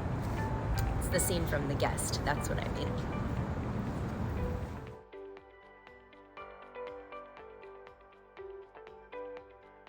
KOllOK Rewind is a fan-driven discussion of its latest episode. Deep dive into the wildest theories, celebrate the greatest moments, and take a peek behind the curtain featuring interviews with our cast and crew. Wow, I'd watch that. I messed it up, but I'll do it better, I promise. Playdead aims to answer the simple question, what is the scariest game of all time? Join me as we dive into the development of the most popular horror games and play them, all while I try not to lose my mind. My pain, your amusement. See you there. The Fearcast gathers the hottest horror and genre news and gets your thoughts on it. Movies, games, shows, experiences. If it scares you, we'll cover it. So get ready. The takes are coming from inside the house. Be sure to check out our frequent in real life and interactive narrative content. Be sure to check out our frequent in real life and interactive narrative content. Smack that heart to follow. Hi! I hope you had a wonderful time visiting the lovely town of KOllOK. Before you go, make sure to get some merchandise. You can get things from t-shirts and anything else. Please go to KOllOK.hyperrpg.com and you can get your merch right now. KOllOK.hyperrpg.com. KOllOK.hyperrpg.com. KOllOK.hyperrpg.com. Oh, have we started? Oh, okay. Hi, I'm Monica Magana, and I'm your official artist for KOllOK. I've been hard at work bringing you some of your favorite faces and some new ones in a set of mystifying illustrations. Check out all those hidden messages in our tarot deck and follow me on Twitter and Instagram at MonicaM_art for more KOllOK art, and I hope you enjoy your fortunes and the rest of the show. Are we done? Back to the program. Welcome back, guys. I'm DJ Dustman, and I've been scouring those Davina forums because you all have questions. Let's answer them. All right, first we have Kellum Cross that asked, I've been looking to get a pet recently. Do you have any tips on befriending a bird? Well, Kellum, that's a great question. You need to put out some seed, whatever seed you have nearby, and get your hugging muscles ready. All right, now we got Maria Anderson. Maria Anderson asked, what inspired you to get into music? I like to sing while I work sometimes. Do you have any tips? Well, Maria, it's pretty easy for me. Honestly, I have a very hard time expressing emotion, but music is like the easiest way to do that. And also voice memos. You know, just make sure you track that singing at work whenever you can. Levi Rosen asked, my boyfriend is mad at me because I drank all his liquor. Do you have any suggestion on how I can make it up to him? Levi, that's a great question as well. I'd try, replacing each of those bottles day by day. Sooner than later, you'd have 90 drinks in 90 days replaced of that whole section. Next, we have Aaron Morris. Aaron Morris, Pregunted, can we get more information about Sarah? Or whatever from the other guy? There's only so much drama in this world, and I want to know more. I think I'm going to deflect that to you, cameraman. What's the deal with Sarah? Well, we had a really good thing going, and then she was like, I'm tired of this, I want to go fight. And I was like, I don't think so. I think we should, kind of just keep our head down and stick to how things are. And she was like, really? You're not gonna just really try to fight for a better tomorrow? And I was like, well, you're all the tomorrow I want. And she said, that's not enough for me. And then she just gone again. Great answer! Thanks for that, cameraman. Next, we have Antiope Adams. What's your favorite song right now? And can you play a little bit for us? It's You're My Everything in the Waste. And I'll throw it to that in our next segment. Next, we have Wyatt Olson. That question, how can someone get anything done when there's constant noises coming from within the walls? You know, Wyatt, I really don't know. But I will say that that noise has really turned to a light buzz. It's like I have a pre-existing tinnitus. Not too fun, but hey, gets the work done. Kel D-Lag asked, what's your favorite animal, if you have one? If so, why is it your favorite? My favorite animal is the capybara. I like capybaras because they just look very cuddly and ferocious in a cuddly way. Dr. Coleman Cole Diaz says, maybe you can help. If you know, could you give me a few bars of Everything I do it for you by Brian Arrow? Oh, perhaps. Like, you know what? Another thing for the next segment. It looks like our next segment's pairing up to be quite fantastic. Story Thine asked, what is your most traumatic memory? Thanks. And that's all the time for questions we have today. I heard you all need to know about the science of KOllOK, so from a not real scientist, let me tell you all about it. At the beginning of everything, there was nothing. From this nothing is order. Then there was the big bang of everything all at once, chaos, and from chaos became life. Then we created a timeline. Now this is not the only timeline, but I want to get too advanced, so we're just going to focus on this one timeline. And from this one timeline, whenever chaos exploded into this universe at a very extreme rate from a crash in KOllOK in the 1800s, from that moment created the multiverse.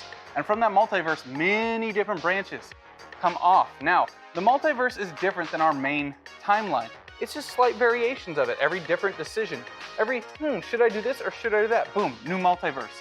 The abundance of chaos created this. Now, because there's so much chaos, order had to kind of balance things out. And Harmonia got started on the other side of the planet, but that's a whole other story. Let's focus on the multiverse. From that multiverse, everything expanded. Then it got closed again because of Billy Baker. But from that moment, a new multiverse started again. It's a cycle. It just keeps going. Now, there are different things other than the multiverse. There are dimensions. Dimensions exist outside of our main timeline. These are kind of stacked on top. Perpendicular, parallel, doesn't matter. Now, there are things like the grotto. It exists outside. No Place, the House of Night and Day. These all exist in other dimensions, which is separate from the multiverse. Right now, you are in a linear timeline, or so you would believe. Who knows what the drivers told you? I'm not aware. But you could go backwards on this timeline. You could jump to a different dimension at any given point along this timeline. You're not really sure when you're going to come in or where you're going to go out. I guess you'd have to find a way to traverse it, but we don't really have those capabilities right now. But the multiverse that has been destroyed is extremely hard to get to from outside of its own individual timeline that it's created. I don't know how you would get there without kind of going back to your timeline before that multiverse is destroyed and then jumping to the side and jumping on that. I don't really know how to do that. We would have to figure something out for that. But really, now you understand it. That's the science of KOllOK. Hey everybody, thanks for watching the show. I really do appreciate you being here. It means the absolute world to us that you've spent some time on your Monday night watching KOllOK. I have a couple really quick announcements before we get back into Legacy. Number one, head over to hyperrpg.com/KOllOK. You can find everything you need to know about the show there. How to interact, character sheets, how many tokens people have, and surprise, today we just dropped a new app for everyone who has signed up to be an Ascended in the Discord. You can link your Twitch account, link your Discord, and now you have an app that you can launch on your phone, your web browser, to stay connected to the forum, find some secrets that you can actually send to the players on the show through the forum, place your pins on the map, all sorts of really fun stuff. We hit a lot of really fun surprises in there, and we will be updating it every single week and throughout the week to keep you in the world of KOllOK and finding new fun things to explore. Shout out to PZ and many others on our back end who worked really, really hard to make that for you, the community. Check it out, hyperrpg.com/KOllOK. I'm DJ Dustman, and now it's time for our special musical guest. Guys, today our special musical guest is...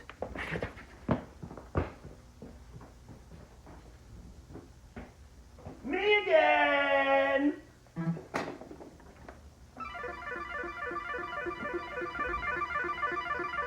I think it's time, guys, for a little bit of a song about pelicans.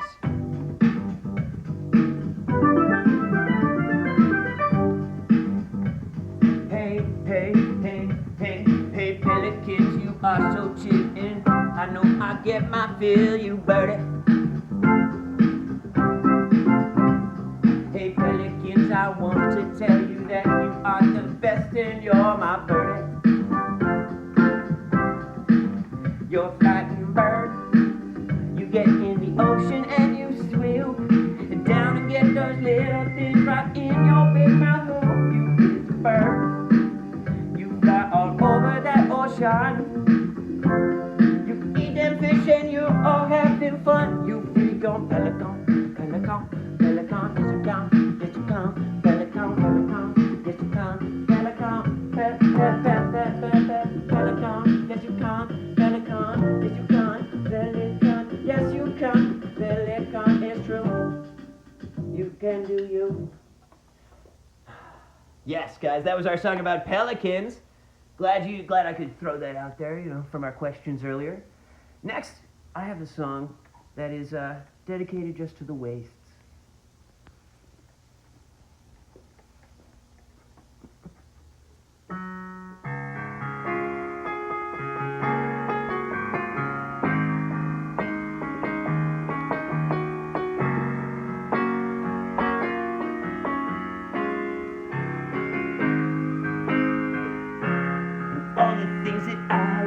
To see are true with me and you today, and I'm not gonna do something that's not the paradise. Yeah. In the West I will find the things that need to be brought forth in the only way to survive is when you and me are together. But ooh, what are we to do in this scary world post 1992? And oh, what are we to say? Make sure that you're drinking water and getting by through the day. Oh, everything I do for myself and yourself as I can.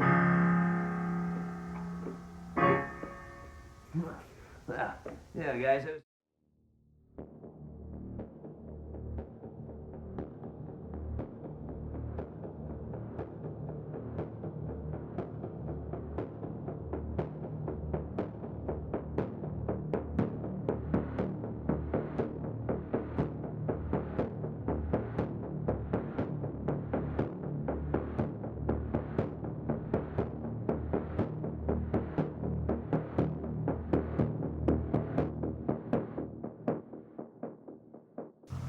Is this on? It's recording. Okay, we need to send a message.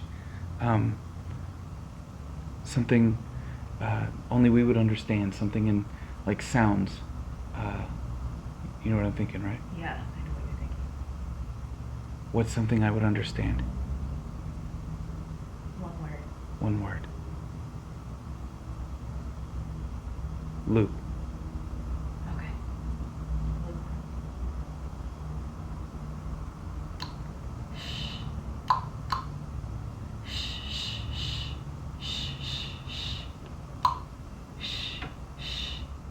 Wait, stop.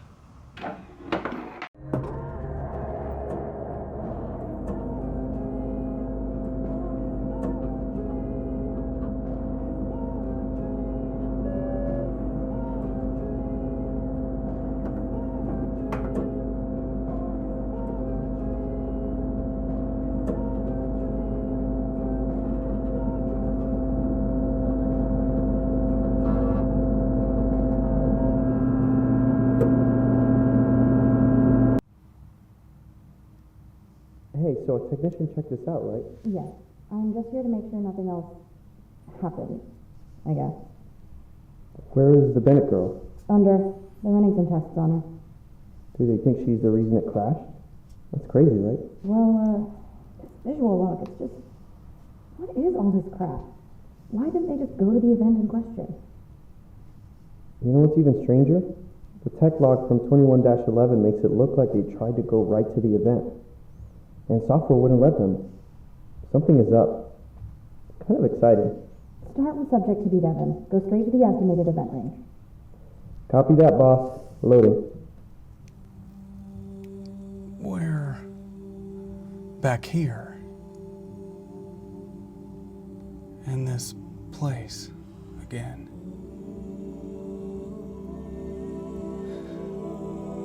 I am the driver. I am here to tell you a story. But it's not my story to tell. I'm not in control here. I have to do what I'm told. I have no memory of this. Someone else's. I'm just a messenger now, even more so than before. So we do what has to be done. And we begin with Tibby Devon.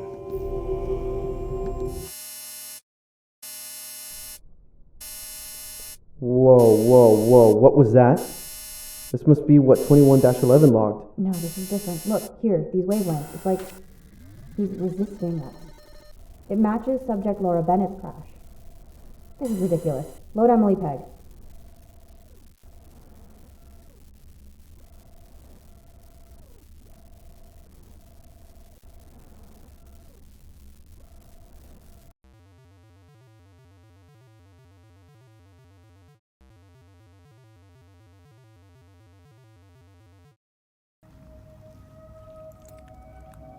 October 5th,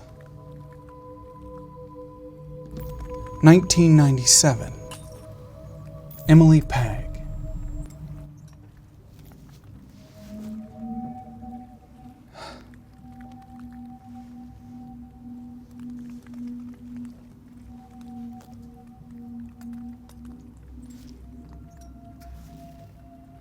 Wow, I need to compose myself. I'm just catching up. Huh.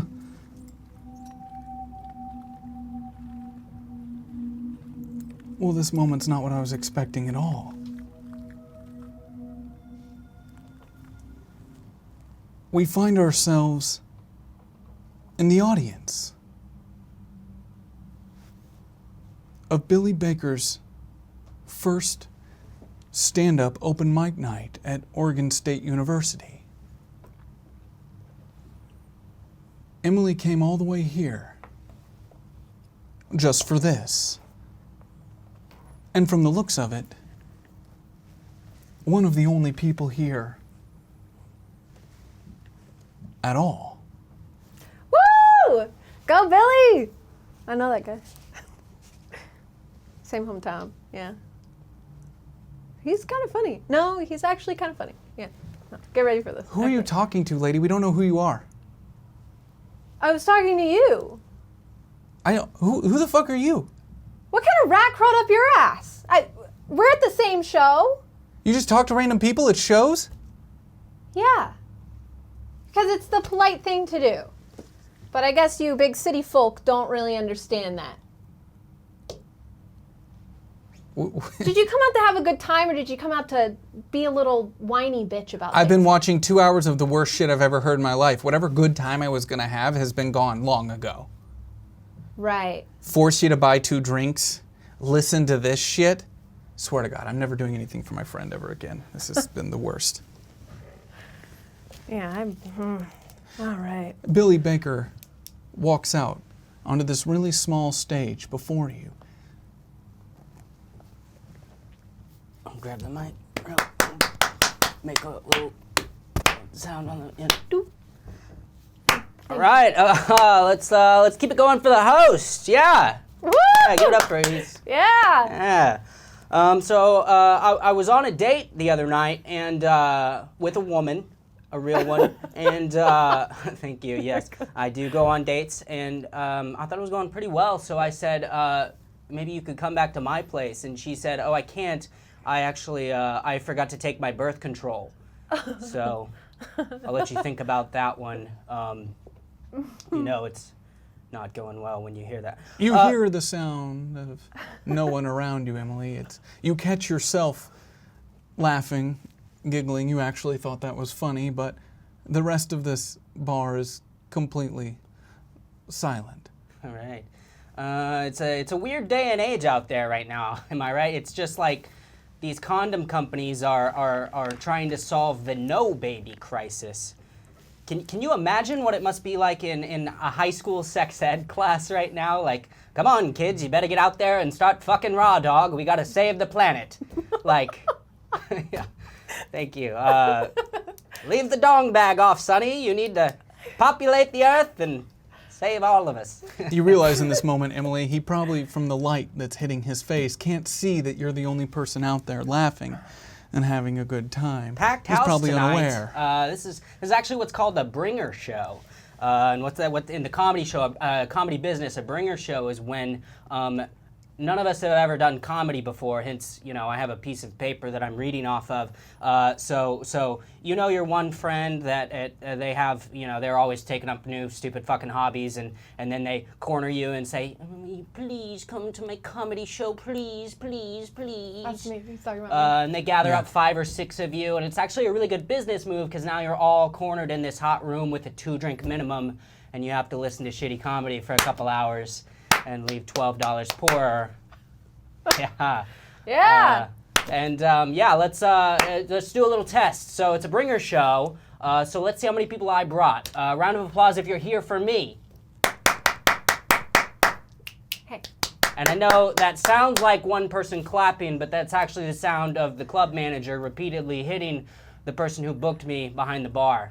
So it's less sad than or more. So my name is Billy Baker, and I'm from a small town in a little place called KOllOK, Washington. Anyone ever been? I know. Woo! KOllOK! Yeah, there's probably one person out there who has. KOllOK Wildcats! KOllOK is it's a palindrome. You can spell it forwards or backwards. I like to spell it backwards because of how fucking backwards it is there. These fucking inbreds. I was in a coma for the first 5 years of my life.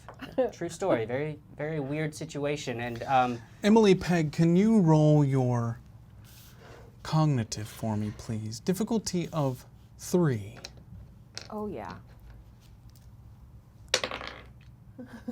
I got a 2. In this moment, and for however many moments past this moment in 1997, you continue thinking that the KOllOK were the Wildcats.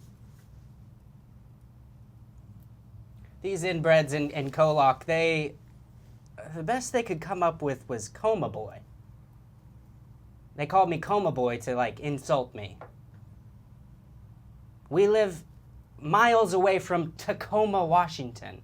The Coma Chameleon came, it was in my senior year, Culture Club, and they no one bit. It was just Coma Boy.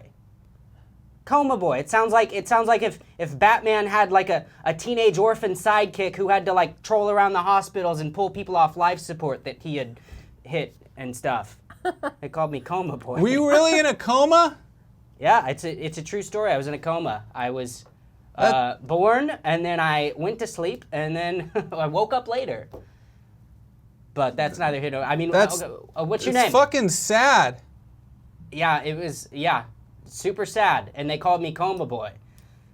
So it's pretty crazy. These inbreds in KOllOK, Washington, it's a different world there, okay? And I mean it when I say inbreds. Did you know that you've probably actually heard of this town? I was one of the only people in town with a full set of 10 fingers. Most people from KOllOK, Washington have 9 fingers. Born without a pinky. The Punnett square on that one starts looking a lot more like a rectangle the further you go. Might be better that they're not having kids there, is what I'm saying. If you catch my drift. The KOllOK, Washington, maybe you've heard of KOllOK, Washington, because the high school basketball team actually had a record for, it was the worst record of all time. Imagine 10 guys on a team with 9 fingers each. I remember one guy, he made his first three-pointer, and the crowd erupted. Everyone was going around giving high fours, Ninja Turtle handshakes. One player got down on one knee and proposed to his cousin. It was a huge deal. Yeah, it's a true story. Very, very true. So yeah, maybe better KOllOK's not having kids. Speaking of no kids, I'm glad Australia's gone. Yeah, I'm serious. I'm glad. If I could take credit for it, I would. Oh. No, hold on. Those are just British guys playing cowboy, okay? You can't tell me different, all right? They're gone. Let's get over it. It's good. If I could take credit for it, I would. Because look, within an instant, every single scary, venomous snake was gone. All of the world's scariest animals, gone. Venomous snakes, gone. Trapdoor spiders, gone. Nicole Kidman, gone. Too far, man. No, kangaroos, those guys are dicks, gone. I mean, okay, sure, like we had like Steve Irwin, tragic. Yeah, okay, I admit, tragic. I'm mourning the loss of Steve Irwin. But if you were to approach me and say, hey, it's up to you, but if you want to get rid of all the emus in the world, you can do it. I'd say throw another Steve on the Barbie. All right, well, they're giving me the light, so that's my Emily, time. you look behind you. There's no light. No one's really even paying attention anymore besides the group to your right who's just looking at him with their jaws dropped. I've been Billy Baker, and I'll see you in the around. Billy hops off the stage and just... Give it up for your host! All right, everybody, that was Billy, and the sound kind of drowns out as Billy walks over towards you now, seeing you in the audience, Emily, as you can tell he's looking around for anyone else, but he just sees you, and that's it. That was good. Started off real strong. Yeah. Really? I don't... No, these guys are fucking assholes anyway. Yeah. Yeah, they have an attitude. I tried to talk to them, and they were like, oh, you come out here to talk to strangers a lot? Yeah, that's the whole point, right? That's the whole point of going out. Trying to have fun. You know, I thought that might be something, that was always something I'd wanted to do, but that sucked. I hated that. Every second of it was bad. My heart was racing and no one was clapping.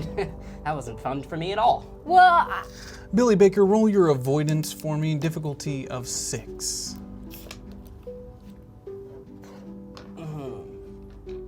He starts closing in on himself a little bit, getting lost in the insecurity of the moment he just experienced. Do I have any tokens? You have 1 token available. I'll stay with a 3. You'll stay, and you'll stay right in that moment. That's a little hard to escape, the feeling of it all. It kind of stings a little bit. no, like the coma stuff was actually really funny, but I think that's more because I know you. I know, like, what you've been through. Yeah. I don't think... It almost sounds too unbelievable, doesn't it? Yeah. It sounds like I'm making stuff up.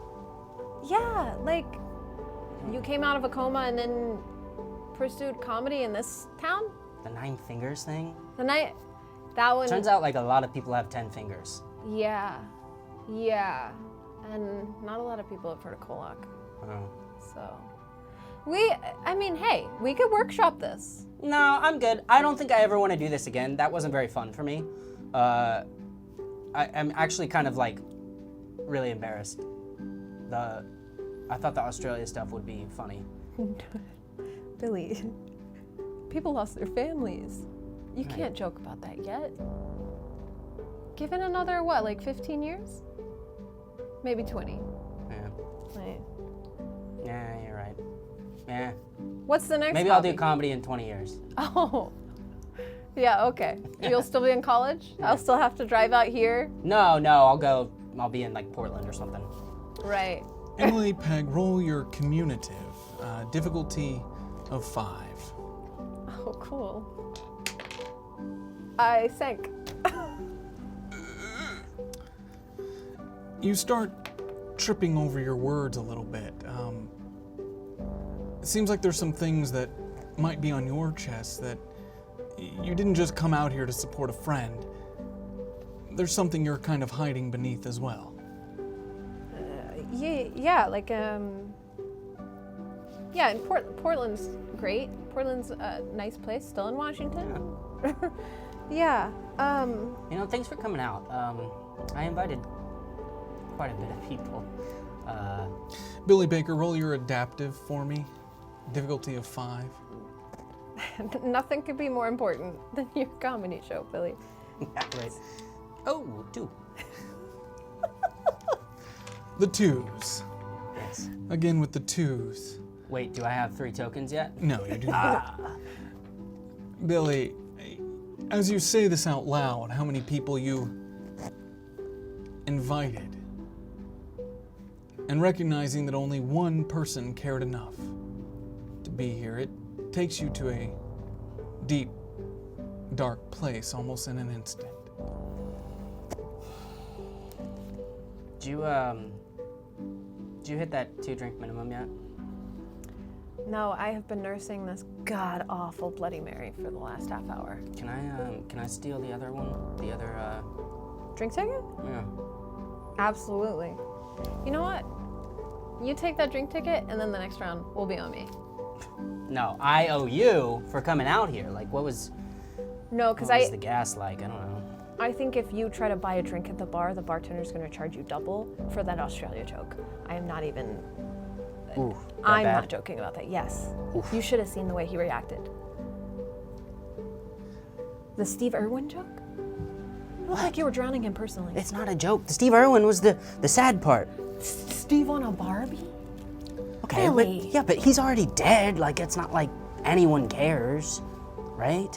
Emily, you watch as he says this, motioning towards the bar, as he continues to kind of run up there, order a couple drinks, and you kind of smile. You have a lot to get off your chest. You wonder if you'll have the courage to share before the night ends. But we fade. And we find ourselves in between once more.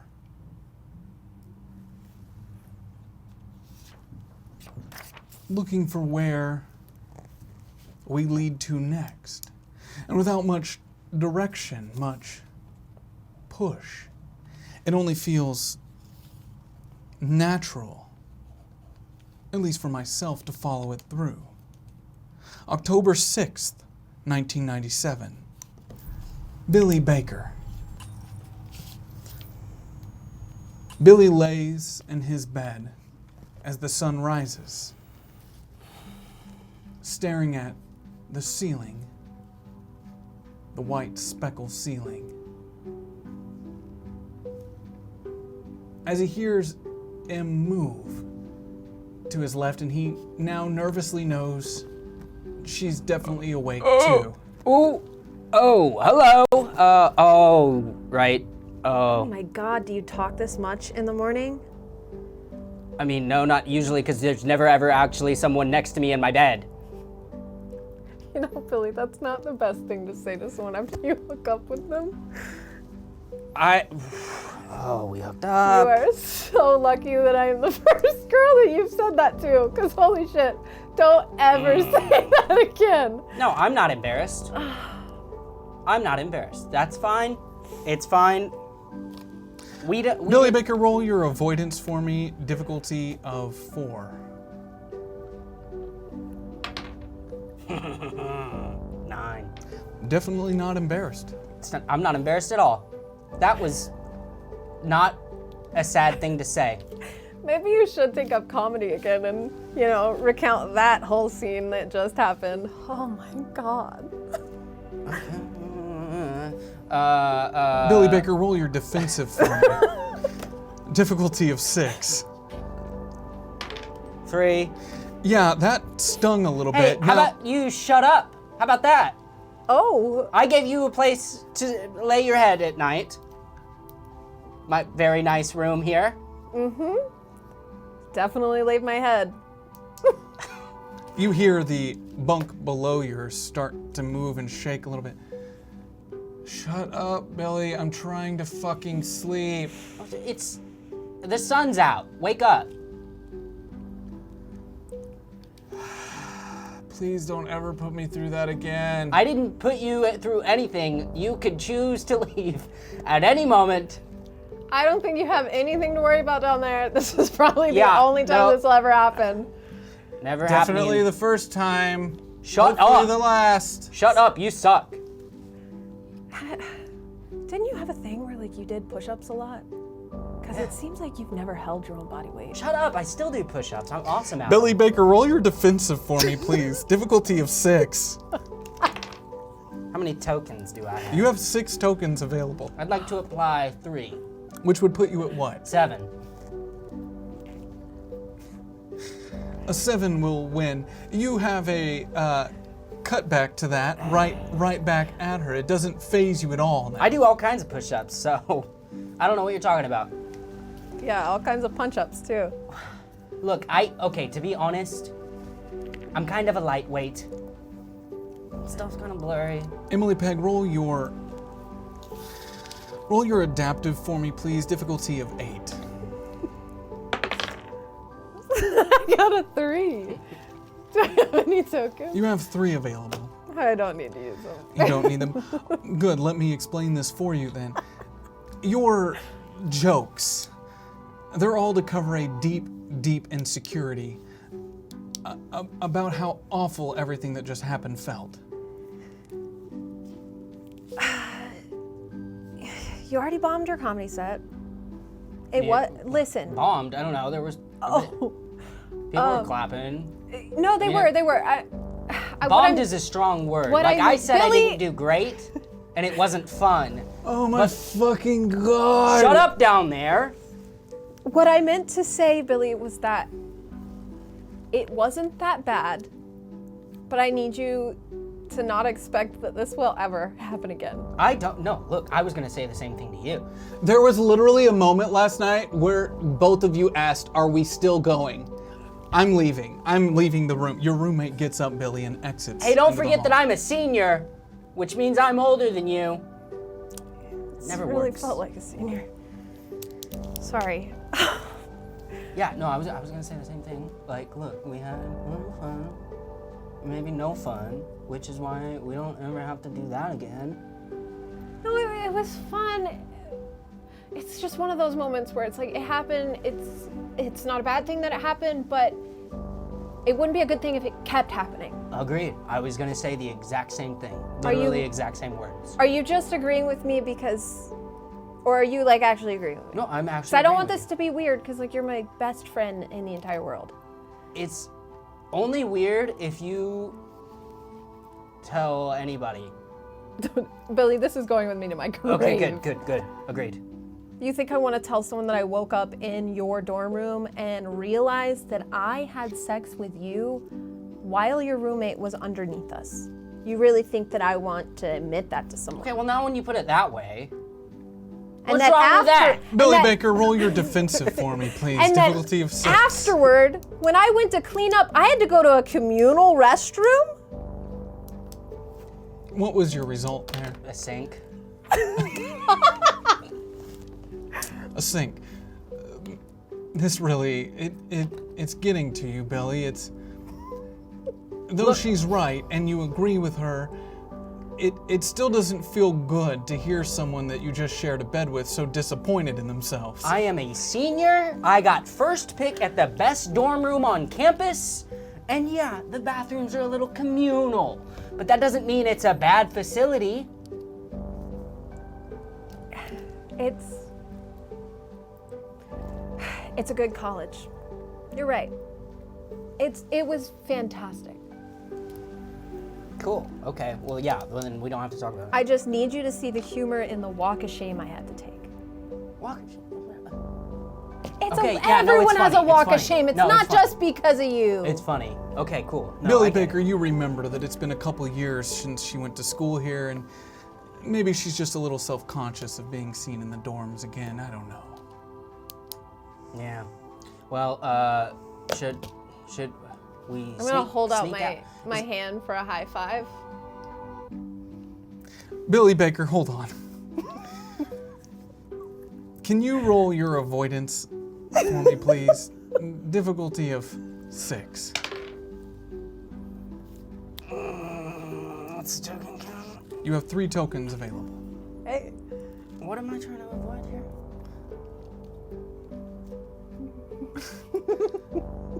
How much you have to really close within yourself to high five someone after that Okay, conversation. I'll use all 3 tokens for a 6. Woo! Good game. Good game. Good game. Was there?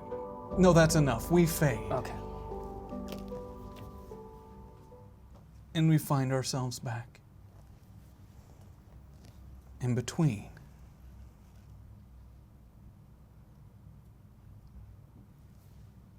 January 12th.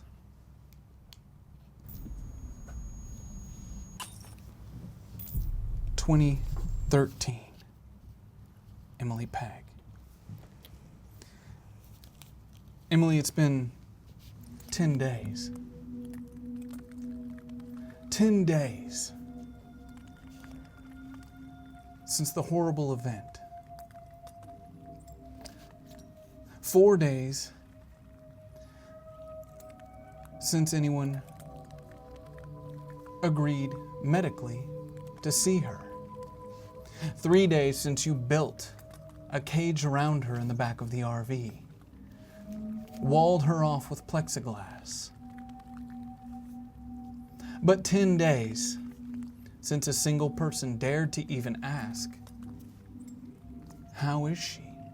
Is she still alive? It's been long enough now that you've heard the news as it spreads wildly across the waste. Just a touch for the infection to pass, but you, of course, were fine. Your friends, fine, only she seems scarred by the event, and miraculously, despite how severe, she's alive. You pick up the phone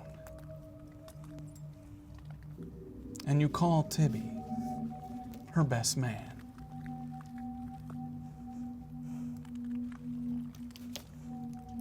Hello?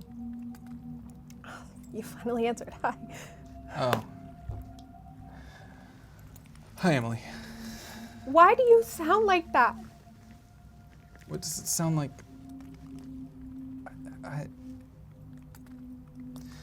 How's Laura? Is she okay? Great, finally, someone has asked. Yeah, she's still alive, you know. That's... I've done everything I can. How? I don't know. If I believed in anything, I would be praying right now. I don't know why she's still alive. She's like far surpassed the mortality rate for this thing, but she is still alive. And no one even seems to care. I'm not sick, so I don't understand why you and Billy seem to have this absolute fear of us.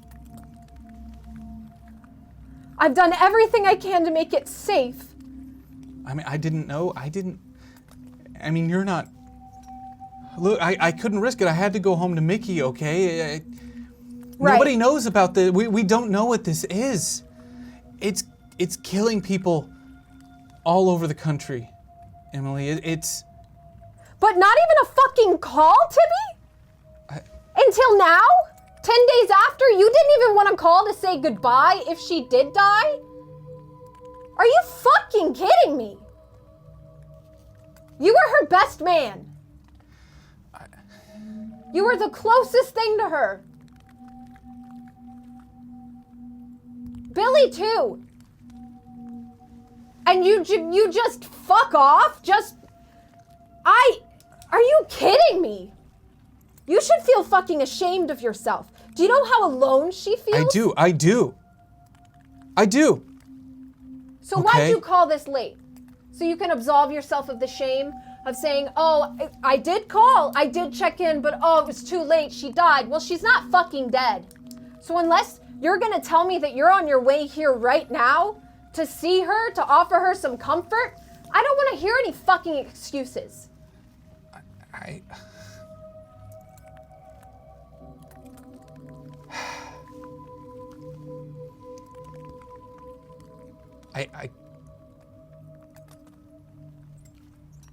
I can't. Emily, I can't. You have to understand, like, this is crazy. Emily, they're putting up, I don't know if you know this, they're putting up borders around the waste. It is spreading so fast. We are so lucky that we're alive, all of us. It is spreading so fast, and they're closing everyone in. I couldn't even go to see if I wanted to. I couldn't. I don't have a way. She's connected. She's connected. Have you tried calling Marcus? Oh, Marcus would definitely be the one she wants to talk to right now. Sure, yeah. In my wife's dying breaths, I would want her to see the brother that she absolutely hates. Yes. Good job, Tivy. Good idea. Mm-hmm. What about all of her clients? I mean, she was connected. Like, she's important to a lot of people who have power. It is so sad that you cannot see how a client is different than a friend that she grew up with, confided in, and asked to be the best man in our marriage. No, you're right. You're right. I was scared. I'm scared.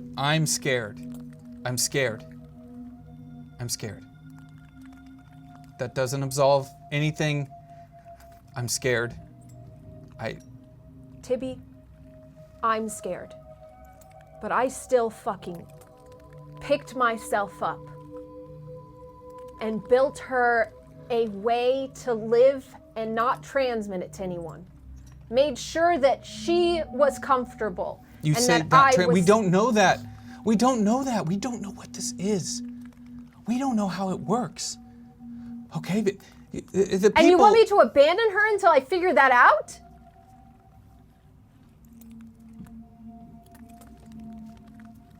No. That is not how love works. That is not how friendship works. If you care about someone, you are there for them. But everyone has left her alone except for me. And it's way past forgiveness for me. If you ever want her to talk to you again, leave me out of it. That is between you and her.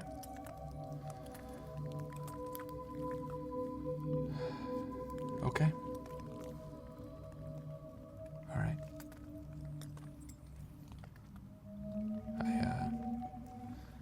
I guess,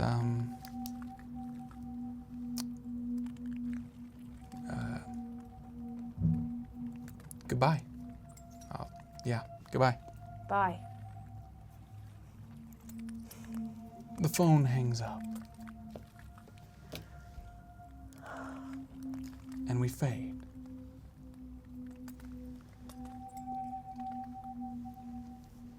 In between. Searching. We don't know what for, where, or how. But we are searching. We stop here, right?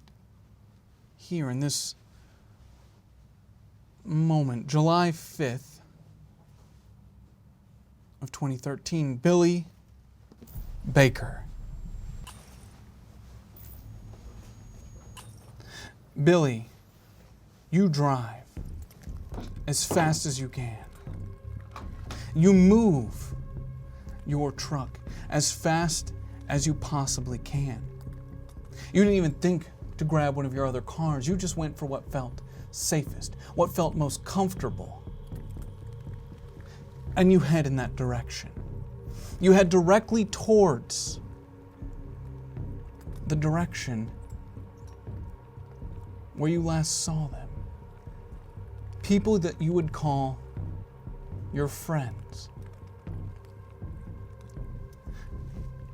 You hurt because you know the last time you spoke to them, you left on bad terms. When you found out they were working with the rebellion and that you wanted nothing to do with that they'd made you a part of their plans, you called them out on it. You left angry. But last night, right before you got in your truck and you just started to drive, last night you saw the news. And you saw the reports of what happened to any person who associated themselves with that rebellion, claiming that they were just executed because they have no other way to explain it. Your mind can't make sense of it. So you drive, and you drive. Roll your adaptive for me, difficulty of 4.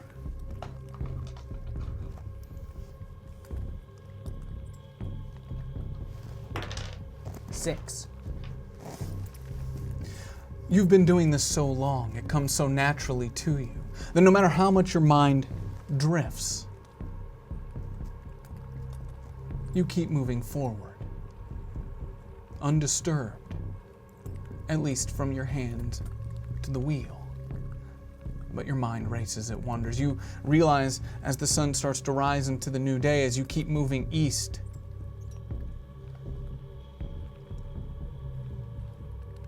it's been quiet out here.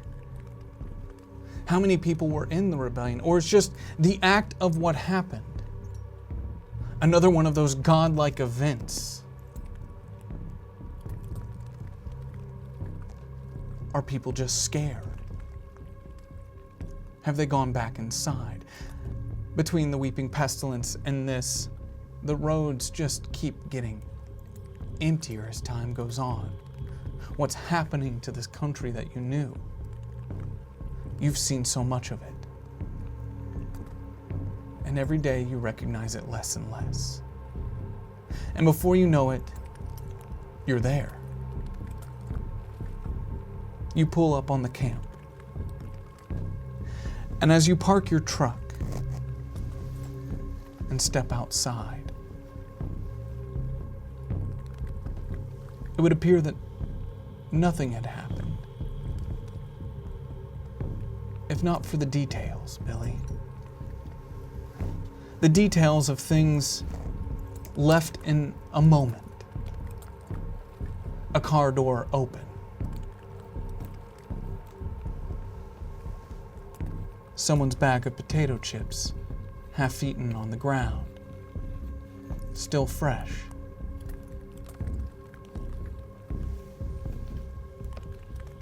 The slow smoke of a day-old fire. They were here. Now they're not.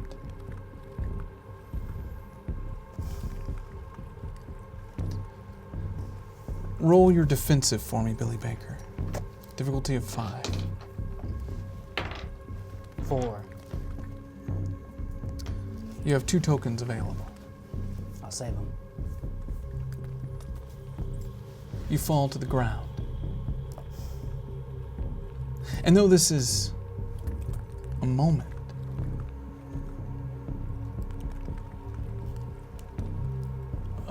in your time, only you know what thoughts you had in that moment. And given that it's yours, what were they? Panic. Was I tracked? Was this my fault? That was one of my only friends, Tom.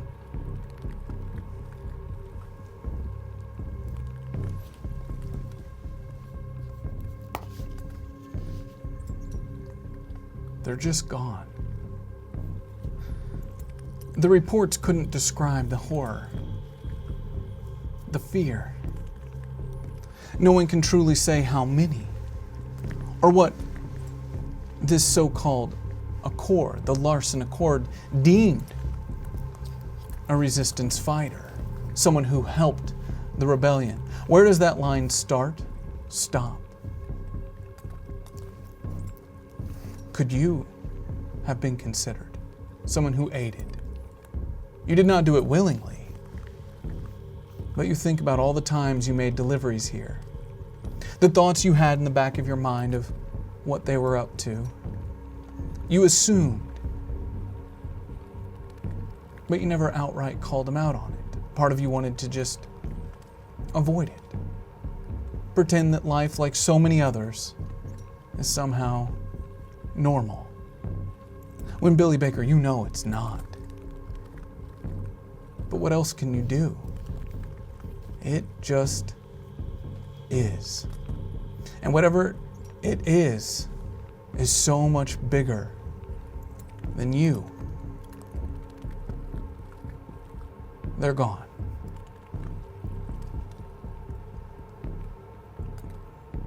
What do you take with you? Do I see any blood or anything, or No. any sign of... No struggle, no pain, just remnants of a life that was there less than 24 hours ago. I'm gonna go grab the bag of potato chips, grab a handful of gravel, put it in the bag.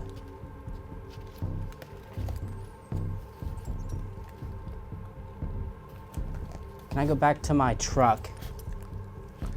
It's yours, Billy. And this moment is yours. I'm gonna grab the ham radio and generally call out. This is Wolverine for Colossus. Wolverine for Colossus. Is anyone there?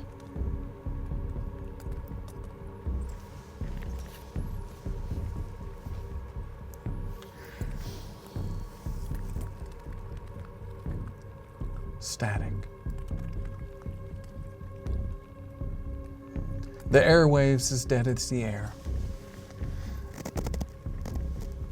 A silence. You're quite used to that silence, Billy. The coma, the amnesia. It all feels like a silence to you. But it's not often you feel it in the world, in the air around you, in the wind, in the trees. This silence so strong, it's almost like you can feel the rotation of the earth beneath your feet. Close my truck door and I roll down the window. Just take one big whiff, smell the smoke and the dusty grass.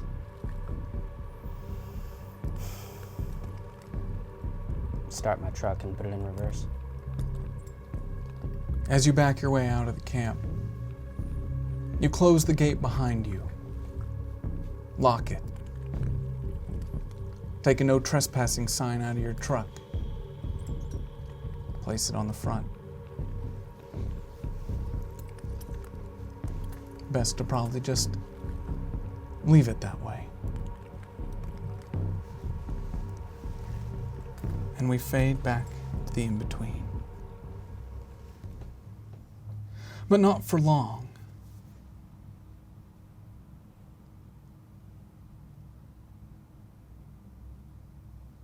Not for long at all. The date and the year, the further we go in, the deeper we reach. The years begin to blend, the time harder to recollect, unable to be pulled and plucked out.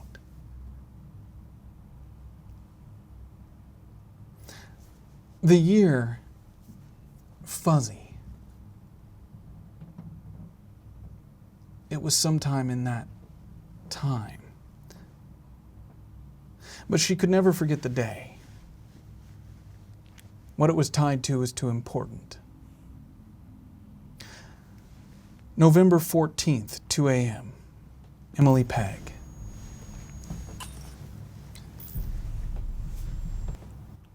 She sits in the front of her truck.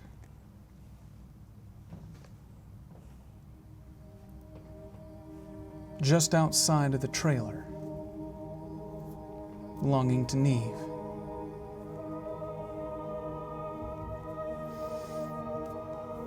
She's consumed by sadness, guilt, regret. She picks up the ham radio that Billy installed for her some time ago.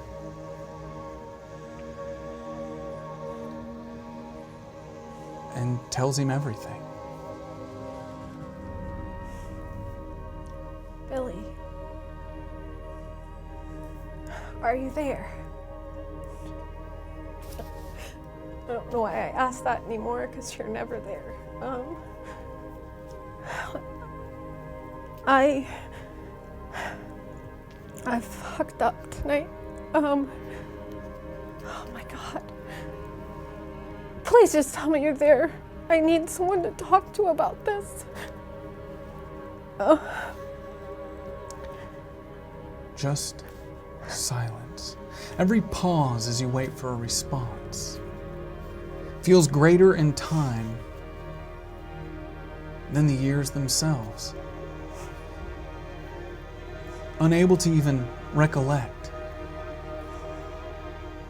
how many years, how long you've been waiting for her to be able to come out of that trailer. But you remember those pauses, every one of them, waiting for Billy to respond. But he doesn't. I know you and Laura don't like me talking about this stuff, but those years that we lost, have you ever come across something that reminds you of something you can't remember?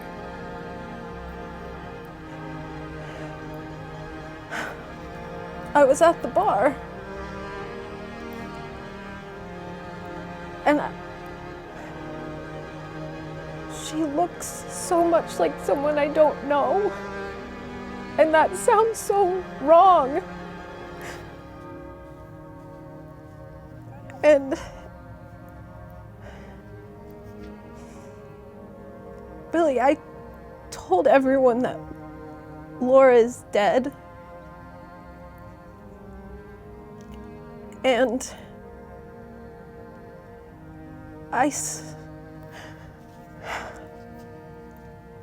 I slept with someone who looks like someone I don't remember. And I don't know how to explain it. Everything faded away when I saw her.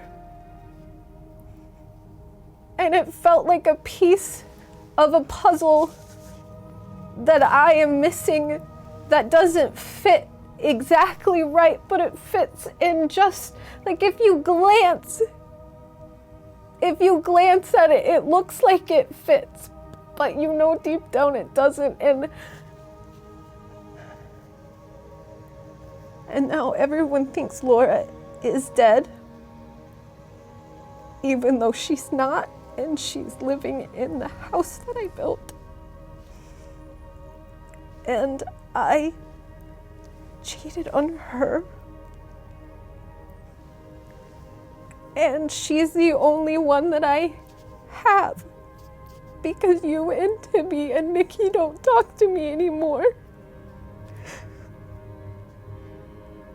And I don't have anyone else. And I just feel so alone. You drop the ham radio. The pause. You keep looking at it. There as it hangs from its cord, hoping,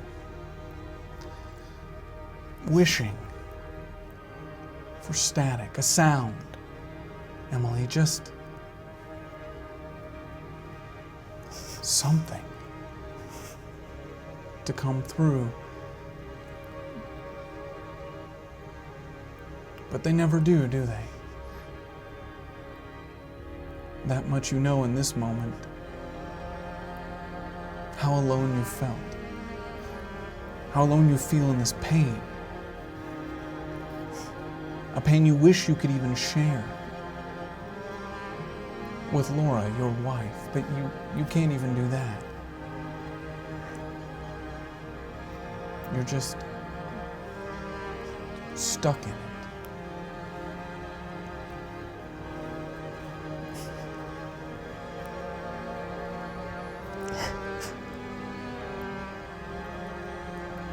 You're just stuck in it.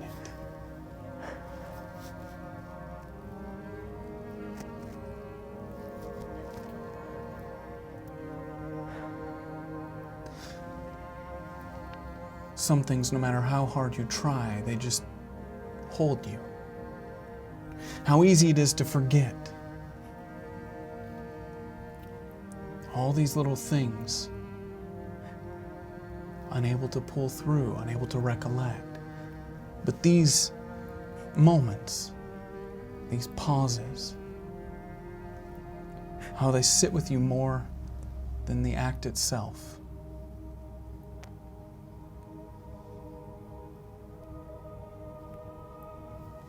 How unfortunate it all is.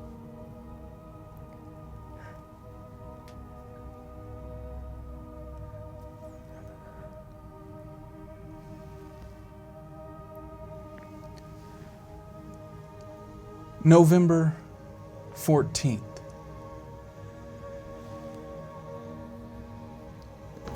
(2 a.m.) Billy Baker.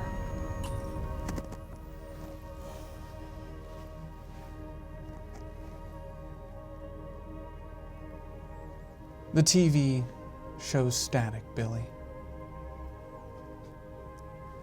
You sit there, the ham radio in your hand, hearing every word.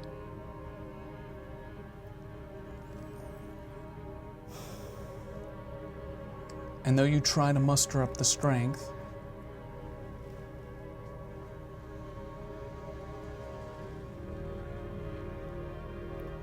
yeah, at the first sound of a sniffle, there's a flash of guilt.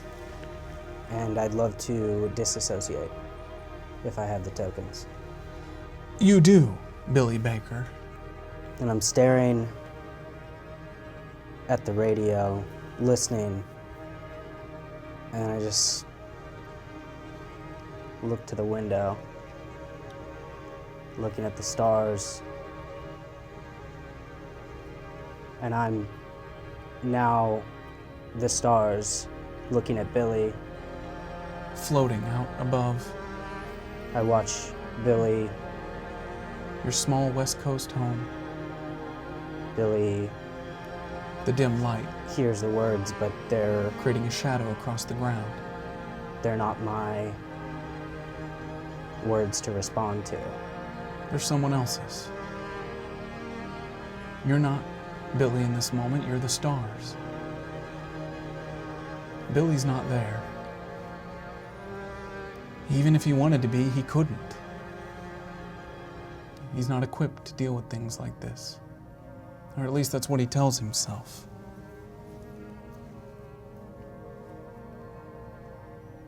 Billy watches for hours.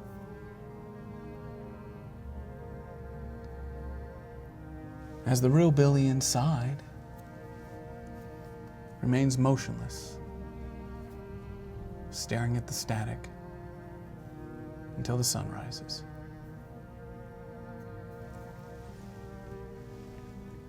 We find ourselves in between.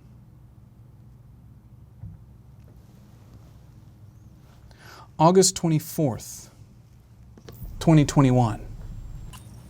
Billy Baker.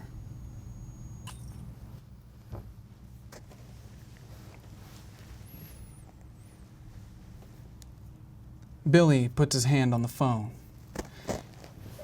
He just stopped talking to Tibby Devon. He's frantically searching. They've moved. He doesn't even know if she still has the ham radio. But he finds it there. She'd sent a postcard with their new number. He quickly dials. And Emily Pegg picks up on the other end. Billy? Yeah. Wait. How'd you know? You're the only one with this number that actually calls. Right, yeah. Okay, well, I felt something and just was wondering if you felt something. Thank God. Oh my God. Yeah, I felt it. Billy, I don't think Laura felt it.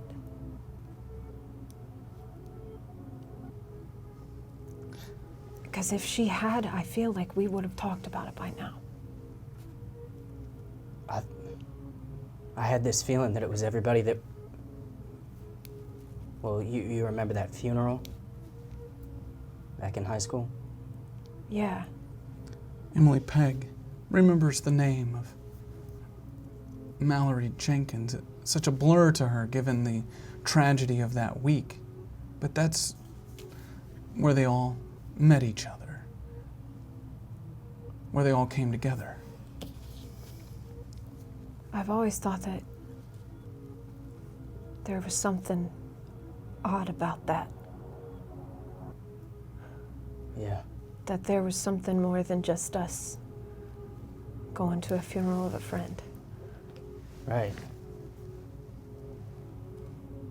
I called Tibby right before you, and I got the feeling he was feeling something too. Did it make you feel it? I don't know. Didn't ask. What are we gonna do? Because I know if I bring this up with Laura, she's gonna suggest we move again, that I'm getting too stagnant. I'm going crazy again. We gotta figure out a way to go back to KOllOK. Back to KOllOK. Yeah, I guess that does make sense. And we fade out of this moment. Back to the in-between.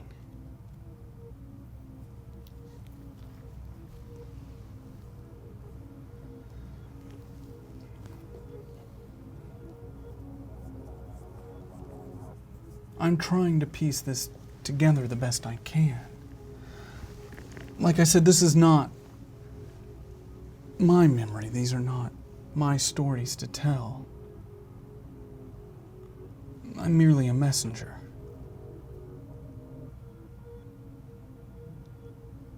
I'm just relaying information.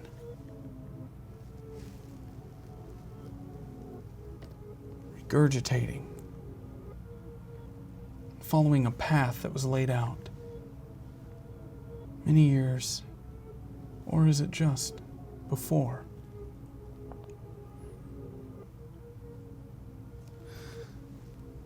Maybe we can try pulling on Tibby Devon's thread one more time. Maybe there's some information there that we can deem important.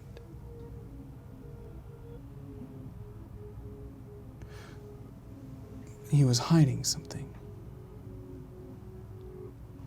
August 24th, 2021. Tibby Devon. Wait, so there are crashes and we are unable to access event range? Who are these dopey looking fucks? Well, we know one of them, which is cause for worry. Rumor is it's her source code. You don't think? No, of course not. It doesn't work like that. Cut it out. I know, this is wild. Shut it down. Send in an advanced tech for whatever this is. Log ID 17-12. Session closed. Scheduling for repairs.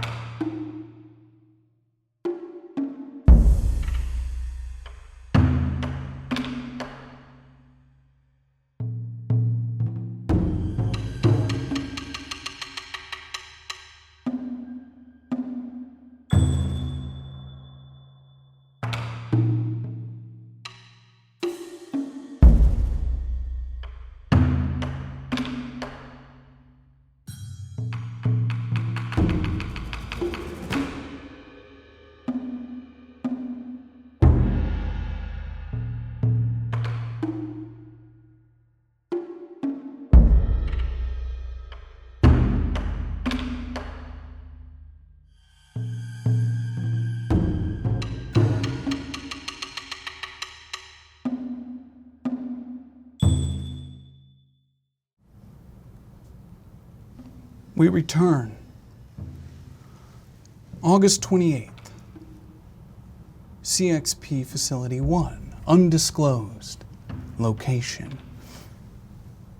A man we are not awarded the privilege of seeing, of knowing. He picks up a phone and calls a woman he's not spoken to in many years. A woman who is known to clean up messes, like the one that landed in his lap mere hours ago. As he holds the old rotary phone to his ear and watches a monitor clearly displaying a security camera feed of what is the south side of what was not too long ago known as Complex 4. 1 second there, and then the next moment, not. He pauses the feed, showing the distorted image of Clarity and her new friend standing in the middle of this now dark clearing. The woman picks up, but does not say a word. I have a job for you. A woman destroyed Complex 4 in Northeast Nauvoo with the aid of ascended leadership. Given the complexity of the standing treaty, I hope you understand you're on your own here. We have reason to believe they're headed into First Nation territory, the fabled commune. I need you to return the woman by any means necessary. Oh, and Awut, we believe this woman is behind the 12th. You'll know why when you see her. I figured you were the right woman for the job.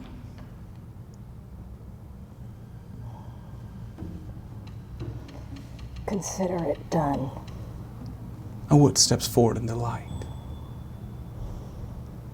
She puts down the phone and begins to pray.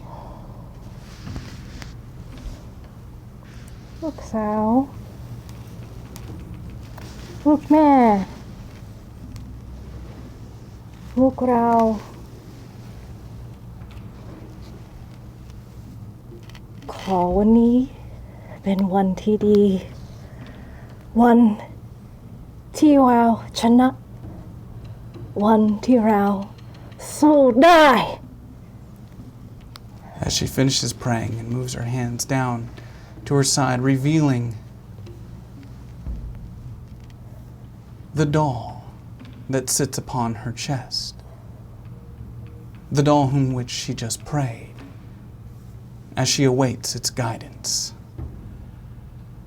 Set a trap. Watch them burn. They'll come crawling on your terms.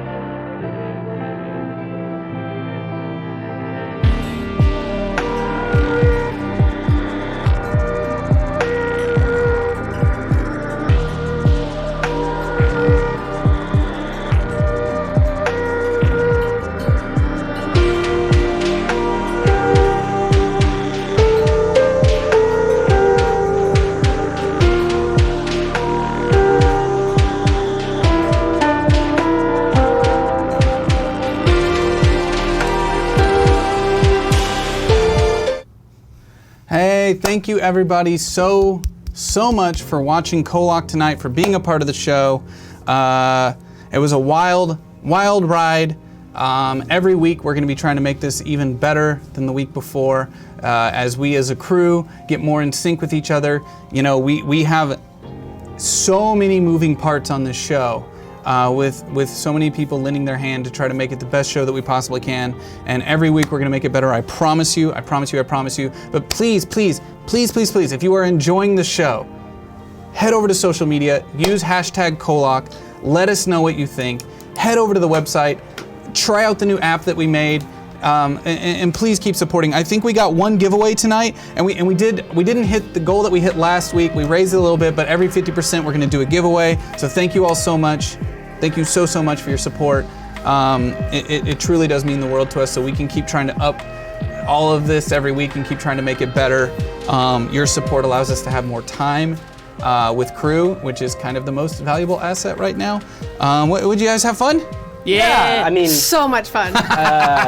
You want me to be honest? How was that stand-up set with, I forgot to tell Knox to load in some laugh tracks? That was terrifying. I was trying to laugh for you, but I couldn't force it for so long. Woo! Because that idea came to us in about way too late, and Yeah.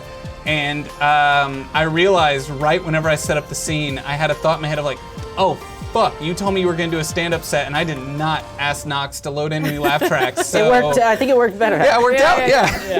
I mean, it was more real. Yeah. That way. Yeah, definitely. That's exactly how it would go on the first time I do stand-up. Woo! That was a trip. Can I ask a question? Yeah.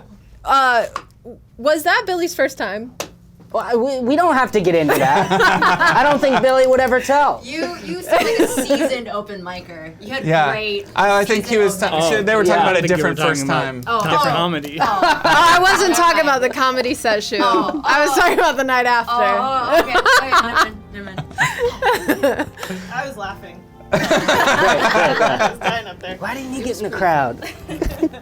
Oh wow. Well, thank you all for the support. I see there's still support coming in, or maybe it's all just like backed up and coming in now. But if it's still just coming in, or I think it's backed up and it's all coming in now. So thank you all so much for your support throughout the show. Like I said, we're still a pretty small team for what we're trying to accomplish. So bear with us as we have little issues here and there. It is a live show. Like, this is happening live. This is not pre-taped. We did not sit in a room and tape it earlier. We're reacting to you, your discoveries in the metagame, how you communicate in the metagame, what you're saying in the chat room, the way that you interact with the show. It all comes together. And because it's live, that means every once in a while you might have a sound effect that comes in too loud or an accidental camera switch or things like that. Like, we'll do our best, but we're human. And this is a live production that is in absolutely high blood pressure inducing production. Yeah, this is woo! Woo! Zach hasn't slept in 3 months. No, he has not. And he won't sleep until 18 more weeks from now. I do look forward to today. Honestly, every day of the week, I look so much forward to Monday. And as much fun as it is being at the table with you all, my absolute favorite part is afterwards and getting to relax a little bit, hang out, and be like, whoo, we made something together. That's awesome. And then going over to Twitter and seeing all your tweets of support and hopping into the Discord and seeing everybody's theories, which is so cool. Like, if you could have told young me that we would make something that people argue about on a Discord forum about what is real and what's not and what's the, all the time, I wouldn't have believed you, because that's like the biggest privilege and honor in the world as a storyteller, that you all care enough to argue about it, even though you're all wrong. Like, all of you. They're so wrong. But it's really nice to read. It's fun. Yeah, it's so much fun. It's so much fun to see everybody's and, like, theories. the drawings and everything we see. Oh my god, the fan art, someone drew me as a bird. As a bird, caw-caw. And, you know. Already? Yes, literally already. It has a hair and everything and costume. And I like that you said, I'm going to chirp like a bird. I didn't. Caw-caw. I was like, I forgot what birds sound like. You should have seen the chat after you said that. It was like a full 5 minutes of just caw. That's so funny. Definitely have to make a caw shirt. A caw shirt. Oh yeah, probably Yeah. just commemorate how I just forgot what birds are. They're not real, whatever. That's totally a Lonely Island moment. Like, when you get in position, chirp. Caw. There it is. Wait, show Zach. That's amazing. That's amazing. Cawing. That's amazing. I'm so sorry, internet. Thank you all so much for participating in KOllOK tonight. On Wednesday on Fear HQ, you can watch Dylan break down. Is somebody guesting this week? Is somebody guesting on the show this week? I guessed it last week. I don't know who's guessing this It week. might be me. I can't remember if I'm this week. I'm either this week or next week. What does your hat say? Andy Landy's Tug and Toe. You, like, the most upsetting part about doing this show with Lucas acting older and doing his makeup and his hair and everything is I honestly feel like I'm role-playing with Dad right now, and it's like fucking weird. It is It's so... kind of my characters. What would my dad say right now? But then bring it back a little. Bring it back. Very weird. No, the Wednesday rewinds are really great because Dylan, the host, is watching KOllOK for the first time himself. And so he's diving into the lore, and if you have any questions, he will help facilitate asking that of actors and trying to help you if you have anything that you're confused about. He's an awesome writer too. Dylan's a really great Yeah. writer, so having his insight on the show and learning about how those things work is awesome. I'm going to be going live tomorrow at 5 p.m. On Hyper's channel to do This Will Be Deleted, where I share all of the secrets. I just realized something, and I feel like the biggest idiot in the world. Lens cap was on. No, I don't think I can, because I'm doing it. Outbreak Undead, United States of the Dead. It is after my show tomorrow on Hyper, and it leads right into it. So I won't be able to delete my secrets. Oh. I won't be able to delete my secrets. This will not be deleted. I'll find a way. I'll find a way. I got to. Too many good Just secrets get revealed. Highlight the Outbreak of the Undead and delete the VOD. And That's then you're what we'll do. Yeah, that's what we'll do. We'll just delete the VOD, Yeah, I'm a highlight Twitch Outbreak. streamer. Yeah, that's what we'll do. I gotta delete it. Gotta too many secrets get out there. So if you want to see that, tune in tomorrow. Join our Discord if you want to get access to the awesome, like seriously, round of applause to our mods and PZ on Fear HQ and Hyper. They've been bug testing and building this app that we released. And when I say that we have a small dev team, I mean one guy gets all of my crazy ideas, and then I say, hey, figure it out. And he does. And the mods help test and all that stuff, and they all kind of came together, and PZ did some awesome work to give you all more to do. So even though the show's not on, you can use the app. I'll be hiding secrets in there all week long that you can then like help the next episode. You can use the forum to send information to C-dubs and keep passing on that info to keep influencing the show. And we want to make this as interactive as possible, and we'll keep making it better and better every week, just like the show. So we worked really hard on that. We hope you all enjoy. So tune in to all the other KOllOK content throughout the week and the rest of Fear HQ and all the awesome content they're doing here. Thank you everybody for watching. We really, really appreciate you. We need to eat. I've been sitting in this chair since 5 p.m. I haven't eaten anything today. Yay! Let's go Sugar. eat. Let's go eat. Bye everybody. Good night.